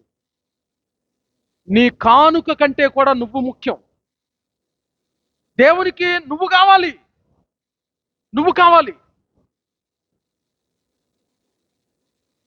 ఈరోజు కొంతమంది ఎట్లా తయారంటే, మేము కానుకిచ్చేస్తాం కానీ దేవుని వాక్యం వినం, మేము కానుకిస్తాం కానీ దేవుని మాటకు లోబడం అన్నట్లుగా కొంతమంది ఉంటున్నారు. కాదు, నువ్వు మొట్టమొదటిగా దేవునికి అర్పించే బలి ఏదైనా ఉందంటే మాట వినటం. Obey his word. దేవుని వాక్యానికి విధేయత చూపించి ఆయన మాట వినటం, ఇదే కోరుకుంటున్నాడు. అలా అని పరిచర్యకు, సంఘానికి కానుక ఇవ్వదని కాదు. ఈ రెండిట్లో ఏది విలువైందంటే బలి అర్పించడం కంటే కూడా మాట వినటమే. అంతే. నీ ₹1,00,000 కానుక కంటే లక్షణంగా ఆయన మాట వినటం దేవుడు కోరుకుంటున్నాడు. దేవునికి స్తోత్రం. అదే దేవుడు కోరుకుంటున్నాడు. మాట వినేవాడు దేవుని కొరకు ఏదైనా చేస్తాడు. మాట వినేవాడు అర్పించకుండా ఉంటాడా? అర్పణ ఇవ్వకుండా. మాట వినాలి. ఎందుకు ఏ సందర్భంలో చెప్పాడంటే, దేవుడు క్లియర్గా చెప్పాడు సౌలుతో, సమూయేలును పంపించి, దేవుడు నిన్ను రాజుగా అభిషేకించాడు, నువ్వు అమాలేకీల శేషాన్ని ఏది ఉంచకుండా సంపూర్ణంగా నాశనం చేయాలని చెప్తే సరే అని పోయి అమాలేకీల్ని పూర్తిగా హతం చేయకుండా అక్కడ ఉన్నటువంటి వాళ్ళ రాజు అగగు అనే ఒక రాజుని, అలాగే కొన్ని శ్రేష్టమైనటువంటి పొటేళ్లను, ఎద్దులను, గొర్రెలను తీసుకొని వచ్చిన తర్వాత ఆ విషయాన్ని దేవుడు సమూయేలుతో చెప్తాడు. చూడు, ఈ సౌలు నేను చెప్పినట్లు చేయకుండా ప్రజల దగ్గరికి యుద్ధానికని వెళ్ళి సంపూర్ణంగా నాశనం చేయకుండా కొంత సొమ్ము తెచ్చుకున్నాడు అని అంటే, సమూయేలు వచ్చి పొద్దున్నే అడుగుతాడు, దేవుడు నీకు చెప్పింది ఏంటి, నువ్వు చేసింది ఏంటి అని అడిగితే అంటాడు, ఆ మాట అనవద్దు. అంటే మీరు చదివితే ఉంటది, ఆ మాట అనవద్దు. యెహోవా పంపిన మార్గంలోనే నేను పోయాను, దేవుడు చెప్పిందే చేశాను. దేవుడు సంపూర్ణంగా అమాలేకీలను హతం చేయమంటే నేను అందరినీ సంపూర్ణంగా హతం చేసి వచ్చాను అని అంటాడు. అంటే ఈయనంటాడు, మరి ఇన్ని చేస్తే మరి ఆ ఎద్దుల రంకెలు, ఆ గొర్రెల అరుపులు, ఆ శబ్దాలు ఏంటి అని అంటే, అవి నీ జనులు తీసుకొచ్చారు, నాకు సంబంధం లేదు. వాక్యంలో మీరు చూస్తే సౌలును జనులను కూడి వాటిని తీసుకొచ్చినట్లు వాక్యంలో ఉంది. ఈయనేమంటాడు, నాకు సంబంధం లేదయ్యి, వాళ్ళు తీసుకొచ్చారు. ఇప్పుడు నా భాష ఏంటంటే, దేవుడు చెబుతున్నాడు దొంగతనం చేయొద్దురా అంటే, దొంగతనం ఎందుకు చేసామంటే కానుక వేయటానికంటే ఇంకేం చెబుతాం? కానుక డబ్బులు లేవండి అందుకని దొంగతనం. అసలు దేవుడు వరే నువ్వు కానుక అయిపోయి నీకు దన్నవరా బాబు, నువ్వు దొంగతనం చేయకుండా బ్రతుకయ్యా అన్నాడు. ఇప్పుడు ఈ మనిషి ఏమంటాడు, వాటిని ఎందుకు తీసుకొచ్చామంటే దేవుడికి బలి అర్పిస్తానికండి, యేసుప్రభు కండి. ఎందుకంటే యేసుప్రభుకు దోపుడు సొమ్ము. మాట వినటం దేవుడు కోరుకున్నాడు. ఆ సందర్భంలో సౌలుతో సమూయేలు గారు చెప్పాడు, ఇవన్నీ కాదు, నువ్వు అర్పించే బలి కానుకలు కాదు, దేవుడు కోరుకుంటుంది ఏంటో తెలుసా? బలి అర్పించడం కంటే మాట వినటం దేవుడు శ్రేష్టంగా ఎంచుతున్నాడు. కాబట్టి మాట వినేవారు సంఘంలో ఉండాలి. మాట వింటే ఎన్నో ఆశీర్వాదాలు, ద్వితీయోపదేశకాండం 28 ఎన్నో ఆశీర్వాదాలు ఉన్నాయి. మాట వింటే ఎవరి మాట వినాలి? దేవుని మాట వినాలి. దేవుని మాట వింటే సత్యానికి స్తంభం, వినకపోతే ఉప్పు స్తంభం. నెక్స్ట్, దేవుని సేవకుని మాట వినాలి. హెబ్రీయులకు రాసిన పత్రిక 13వ అధ్యాయం 17వ వచనం మీరు చూడండి. సంఘమైనటువంటి ప్రజలు, సంఘానికి దేవుడు ఒక బాధ్యత కలిగినటువంటి కాపరిని అప్పగించినప్పుడు ఆ కాపరి మాట వినాలి, నాయకుని మాట వినాలి. హెబ్రీయులకు రాసిన పత్రిక 13వ అధ్యాయం 17వ వచనంలో చూస్తే, మీ పైన నాయకులుగా ఉన్నవారు లెక్క అప్పచెప్పవలసిన వారి వలె మీ ఆత్మలు కాయుచున్నారు గనుక, వారు దుఃఖముతో ఆ పని చేసిన యెడల మీకు నిష్ప్రయోజనం గనుక, వారు సంతోషంతో దేవుని పని చేయనట్లుగా వారి మాట విని వారి మాట వినాలి. దేవుని మాట వినాలి, సంఘములో దైవజనుడి మాట వినాలి. ఈ విషయాన్ని గుర్తుపెట్టుకోండి. చిన్నవాడైనా పెద్దవాడైనా దైవజనుడే. మన కుటుంబంలో వ్యక్తి అయినా, పరాయి వ్యక్తి అయినా, మన కులస్తుడైనా కాకపోయినా, ఎవరైనా సరే దేవుడు ఏర్పాటు చేసినటువంటి దైవజనుడే. దేవుని మాటను బట్టి ఖచ్చితంగా ఆ దైవజనుడి మాటకు మనం విధేయత చూపించాలి. అది క్షేమం, సంఘానికి క్షేమం. మాట వినేవారు ఉండాలి. అలా సంఘంలో ఎవరైతే దేవుని మాట, దేవుని సేవకుని మాట వింటారో అలాంటి వారు సంఘంలో సత్యానికి స్తంభంగా ఉండగలుగుతారు. That is the quality of the church. అది సంఘపు లక్షణం. ఇంకా మీరు 37వ వచనంలో, అపోస్తలుల కార్యాలు 2వ అధ్యాయం 37వ వచనంలో చూస్తే, వారు ఆ మాట విని హృదయంలో నొచ్చుకొని అనే మాట ఉంది అక్కడ. మీరు చూడండి 37వ వచనం. అపోస్తలుల కార్యాలు 2:37. వారు ఈ మాట విని, మొదటిది సంఘంలో ఎవరుండాలి? వాక్యాన్ని అంగీకరించే వాళ్ళు ఉండాలి. సంఘంలో ఎవరుండాలి? మాట వినేవారు ఉండాలి. అవి సంఘపు లక్షణాలు. అలాగే సంఘపు క్వాలిటీ ఇంకొక లక్షణం ఏంటంటే, సంఘానికి ఉన్నటువంటి అనదర్ క్వాలిటీ ఇంకొక లక్షణం ఏంటంటే, మూడో విషయం, హృదయంలో నొచ్చుకునేవారు సంఘంలో ఉండాలి. ఇది కొంచెం మీకు అర్థమయ్యేటట్టు చెప్తాను. నొచ్చుకునేవారు సంఘంలో, నొచ్చుకోవటం అంటే దేనికి? మనం నొచ్చుకోవటం కాదు. నన్ను పిలవలేదు, నాకు చెప్పలేదు, నాకు ఇయ్యలేదు, నాకు పెట్టలేదు, ఓకేనా, నన్ను కొట్టలేదు, నన్ను తిట్టలేదు అనేవారు సంఘంలో. దీనికి కాదు మనం నొచ్చుకుంటాం అట్లాంటి. కానీ ఇక్కడ వాక్యంలో ఉన్నటువంటి నొచ్చుకోవటం అది కాదు. హృదయంలో నొచ్చుకొనుట అంటే సున్నితమైన మనస్సాక్షి కలిగిన వారు సంఘంలో ఉండాలి. సెన్సిటివ్ కన్ఫెసింగ్, సున్నితమైన సంఘపు లక్షణం అది. సున్నితమైన మనస్సాక్షి అంటే మృదువైన మనస్సాక్షి. మృదువైన మనస్సాక్షి సంఘంలో ఉండాలి. అలిగే మనస్సాక్షి కాదు, బలహీనమైన మనస్సాక్షి కాదు, పాతవేయబడిన మనస్సాక్షి కాదు, సున్నితమైన మనస్సాక్షి. ఈ సున్నితమైన మనస్సాక్షి ఎలా ఉంటుందో చెప్తాను నేను. తొందరపడి నేను ఆ బ్రదర్ని పక్కన ఏదో నాకు అర్థం కాక ఏదో కొంచెం నేను ఏదో అపార్థం చేసుకుని ఆ తమ్ముడిని ఆ బ్రదర్ని టక్కున నేను ఏదైనా కోప్పడ్డాను అనుకోండి, వెంటనే నాకు అర్థం అయ్యో నేను అనవసరంగా ఆ కాసేపు ఏదో కోప్పడ్డాను, తర్వాత నాకు అర్థం కావాలి, అమ్మో నేను పొరపాటు నా బ్రదర్ని అన్నానేంటి, అసలు నేను కోప్పడకూడదు కదా, తొందరపడి అన్నాను, ఆ బ్రదర్ అపార్థం చేసుకుంటాడు, కాబట్టి నేను వెళ్ళి క్షమాపణ అడుగుతాను. కోప్పట్టడానికి లేని సిగ్గు క్షమాపణ అడగడానికి ఎందుకు? వెళ్ళి బ్రదర్ సారీ, నేను ఇందాక ఏదో టెన్షన్లో ఉండి కొంచెం మీరు చెప్పేది నాకు అర్థం కాక ఎందుకు నేను కొంచెం సీరియస్ అయ్యాను, దయచేసి తప్పుగా ఆన్సర్ నన్ను క్షమించండి. సెన్సిటివ్ కన్ఫెసింగ్, సున్నితమైన మనస్సాక్షి. అంతే జరగాలే, అంతే జరగాల. తప్పే ఉంది నేను అన్నదంటావు, ఆయన అన్నాడు కాబట్టి నేను గద్దిచ్చాను అని అనకూడదు. సున్నితమైన మనస్సాక్షి ఉండాలి. పక్కనతోటి విశ్వాసి విషయంలో ఏదన్నా దురుసుగా ప్రవర్తిస్తే, భోజనం దగ్గర కావచ్చు, కూర్చున్న దగ్గర కావచ్చు, ఏదో ఒక విషయంలో సంఘంలో మాట మంతి చిన్న చిన్న భేదాభిప్రాయాలు వస్తాయి. కుటుంబంలో భార్యాభర్తల మధ్య రావట్లేదా? తల్లి పిల్లల మధ్య రావట్లేదా? ఇంట్లో ఉన్న ఒక కుటుంబ సభ్యుల మధ్య సమస్యలు వస్తే 10 రకాల కుటుంబాలు సంఘంలో ఉంటున్నప్పుడు సమస్యలు రాకుండా ఎట్లుంటే వస్తాయి. చిన్న చిన్న సమస్యలు వచ్చినప్పుడు సంఘం దాన్ని ఏం చేయాలో తెలుసా? ప్రతి ఒక్కరు సంఘంలో సున్నితమైన మనస్సాక్షి కలిగి ఒకరిని ఒకరు క్షమించుకుంటారు. అందుకని యేసుక్రీస్తు ప్రభువు చెప్పారు, మీరు ఒకరినొకరు యోగ్యులుగా ఎంచుకోండి, ఒకరినొకరు క్షమించుకోండి అన్నారు. దేవునికి స్తోత్రం. అంతే. సంఘంలో పెద్ద చిన్న ఈ భేదాలు కాదు, అందరూ సమానమే. సంఘంలో ఆల్ ఆర్ ఈక్వల్, అందరూ ఒకటే. సంఘంలో అందరూ ఒకటే. కాబట్టి సంఘంలో ఉన్న వారు అందరూ సున్నితమైన మనస్సాక్షి కలిగి ఒకరినొకరు అర్థం చేసుకుంటా, ఒకరిని ఒకరు క్షమించుకుంటా, ఒకరిని ఒకరు గౌరవించుకుంటా, ఇలాంటి దైవికమైన హృదయంతో మనం ముందుకెళ్ళాలి. క్రీస్తు యేసునకు కలిగిన మనసు అట్లా కాకుండా చాలా కఠినత్వాన్ని ప్రదర్శిస్తా వాత వేయబడినటువంటి మనస్సాక్షిలో వెళ్తూ ఉంటారు కొంతమంది ప్రజలు. ఆ వాత వేయబడిన మనస్సాక్షి కలిగిన వారు సంఘంలో చాలా నష్టాన్ని కలిగించే వ్యక్తిగా ఉంటారు. దేవునికి దుఃఖమే, దేవుని సేవకునికి దుఃఖమే, తోటి విశ్వాసికి దుఃఖమే. వాత వేయబడిన మనస్సాక్షి కలిగిన వారి వల్ల దేవునికి నెమ్మది ఉండదు, సేవకునికి నెమ్మది ఉండదు, సంఘానికి నెమ్మది ఉండదు, విశ్వాసికి నెమ్మది ఉండదు. అందుకని నేను ఎప్పుడు చెప్తాను, సంఘంలో సంఘములో మనం ఎలా ఉండాలి అంటే, సంఘములో ఎలా ఉండాలి? పీస్ మేకర్స్ గా ఉండాలి. ఎలా ఉండాలి?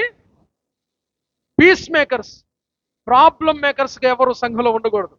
పీస్ మేకర్స్ అంటే సమాధానాన్ని సృష్టించే వారిగా ఉండాలి. యేసు ప్రభువు వారు చెప్పిన మాటే. ఇగో ఈ వచనం ఉందా, హృదయ శుద్ధి గల వారు ధన్యులు వారు దేవుని చూస్తారనే ఆ వచనం దగ్గరే ఉంటది. సమాధాన పరుచువారు ధన్యులు వారు దేవుని కుమారులు అనబడతారు అని ఉంది. సమాధాన పరిచేవారు పీస్ మేకర్స్. ప్రాబ్లం మేకర్స్ అంటే సమస్యలు తీసుకొచ్చే వాళ్ళుగా సంఘంలో ఎవరు ఉండకూడదు. సమాధాన పరుచువారు దేవుని కుమారులు అయితే, సమస్యను సృష్టించేవారు సాతాను కుమారులు కుమార్తెలు. అంతే. కాబట్టి సంఘంలో సున్నితమైన మనస్సాక్షి ఉండాలి. అలా ఉన్నప్పుడు సంఘానికి ప్రయోజనకరంగా ఉంటారు. ఇంకా మీరు ఆ కింద వచనాలు చదివితే సంఘపు గుణ లక్షణాలు చాలా ఉన్నాయి. ఆ వచనంలో ఒక్క మాట ఉంది. ఆ మాట నేను క్లుప్తంగా చెప్పి ముగిస్తాను. చూడండి, అదే 37వ వచనంలో మీరు చూస్తే, వారు ఈ మాట విని హృదయంలో నొచ్చుకొని, సహోదరులారా, సంఘంలో ఏముండాలంటే, సంఘపు లక్షణాల్లో ఇంకొక లక్షణం సహోదరత్వము, సమానతత్వం సంఘంలో ఉండాలి. సంఘపు లక్షణాలు అవి. వాళ్ళందరూ వేరు ప్రజలు, వాళ్ళందరూ ఏమంటున్నారు అపోస్తులను చూసి, సహోదరులారా. సహోదరుడు అనే సహా ప్లస్ ఉదరహ అంటే ఒకే గర్భం నుంచి, ఉదరము అంటే గర్భము, ఒకే గర్భం నుంచి వచ్చిన వారు అని అర్థం. ఇప్పుడు మనందరం దేవుని గర్భం నుంచి వచ్చాం. వాక్యాన్ని బట్టి మనం దేవుని పిల్లలమయ్యాం. పరలోకమున్న తండ్రి పిల్లలం. సంఘంలో కులం లేదు, సంఘంలో మతం లేదు, సంఘంలో రాజకీయ పార్టీ లేదు. గుర్తుపెట్టుకోండి, సంఘంలో ఏ విధమైన భేదాభిప్రాయాలు లేదు. ఇక్కడ క్రీస్తే, యేసుక్రీస్తు ప్రభువారే ఇక్కడ నాయకుడు. దేవుడే నాయకుడు. దేవుని ఆధిపత్యంలో ఆయన ప్రియమైన పిల్లలంగా సంఘంలో ఉండాలి. ఇంట్లో ఉన్న సమస్యలు మందిరంలోకి తేవద్దు. ఊళ్ళో ఉన్న చెత్తంతా సంఘంలోకి తేవద్దు. రాజకీయ పార్టీ మీద నీకు ఏదైనా మక్కువ ఉంటే పోయి ఓటేసుకో. సంఘంలోకి తీసుకొచ్చి సంఘం అంతా పలానా పార్టీకి వేయాలని దిక్కుమాలిన సలహాలు సంఘాల్లో చేయొద్దు. సంఘము ఏ పార్టీకి, ఏ వ్యక్తికి తల వంచదు.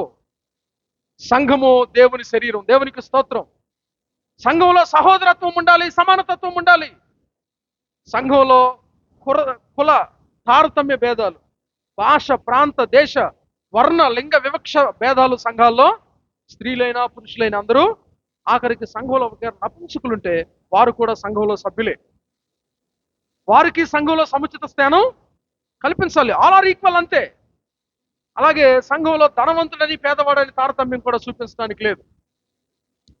సంఘంలో ఎంప్లాయీస్ని ఒకలాగా, అన్ఎంప్లాయీస్ని ఒకలాగా, పొలిటీషియన్స్ని ఒకలాగా, కామన్ పీపుల్ని ఒకలాగా, విద్యావంతులను ఒకలాగా, విద్య లేని వారిని ఒకలాగా, ఎడ్యుకేటర్స్ని ఒకలాగా, సామాన్యులను ఒకలాగా, మంచి వస్త్రాలు వేసుకున్న వారిని, మంచి ఉంగరాలు, బొంగరాలు, రింగు చుట్టు కలిగిన వారిని ఒకలాగా, సామాన్య పేద వస్త్రాలు వేసుకుని వచ్చిన వారిని ఒకలాగా చుట్టానికి లేదు. సంఘంలో అందరూ సమానమే. దేవునికి స్తోత్రం. అలాంటి హృదయంతో సేవకుడు ఉండాలి, సంఘం ఉండాలి. అలా ఉన్నప్పుడే సంఘంలో సహోదరత్వాన్ని, సమానత్వాన్ని కాపాడుతాం. అది సంఘపు లక్షణం. ఇలా ప్రభావవంతంగా పనిచేస్తే, ఆది సంఘం అలా పనిచేసింది కాబట్టే ప్రతిరోజు వేలాది మంది ప్రజలు రక్షణ పొందారు, వాక్యాన్ని విన్నారు, బాప్తీసం పొందారు. ఇంకా సంఘపు గుణ లక్షణాలు చాలా ఉన్నాయి. చదవండి, దేవుని చిత్తం ఈసారి ఎప్పుడు వచ్చినప్పుడు చెప్తాను. ఇలాంటి గుణ లక్షణాలతో సంఘం నిలవబడితే ఆ సంఘము సత్యమునకు స్తంభము. ఆ సంఘం ముందు పాతాళమునకు ద్వారములు నిలవనేరు. కాబట్టి ఈరోజు మనం ఎలా ఉన్నాం? సంఘంలో ఉప్పు స్తంభంగా ఉన్నామా, సత్య స్తంభంగా ఉన్నామా? పరిశీలించుకొని దేవుని వాక్యపు వెలుగులో మనల్ని మనం సరిచేసుకొని ఒక నిజమైన సత్య స్తంభంగా నిలవబడితే నీ ద్వారా దేవుని రాజ్యం కట్టబడుద్ది. దేవుని రాజ్యం క్షేమాభివృద్ధి చెందుతుంది. దేవుడి అట్టి కృప మనందరికి అనుగ్రహించును గాక. ఆమేన్. అందరికి వందనాలు. సెలవు.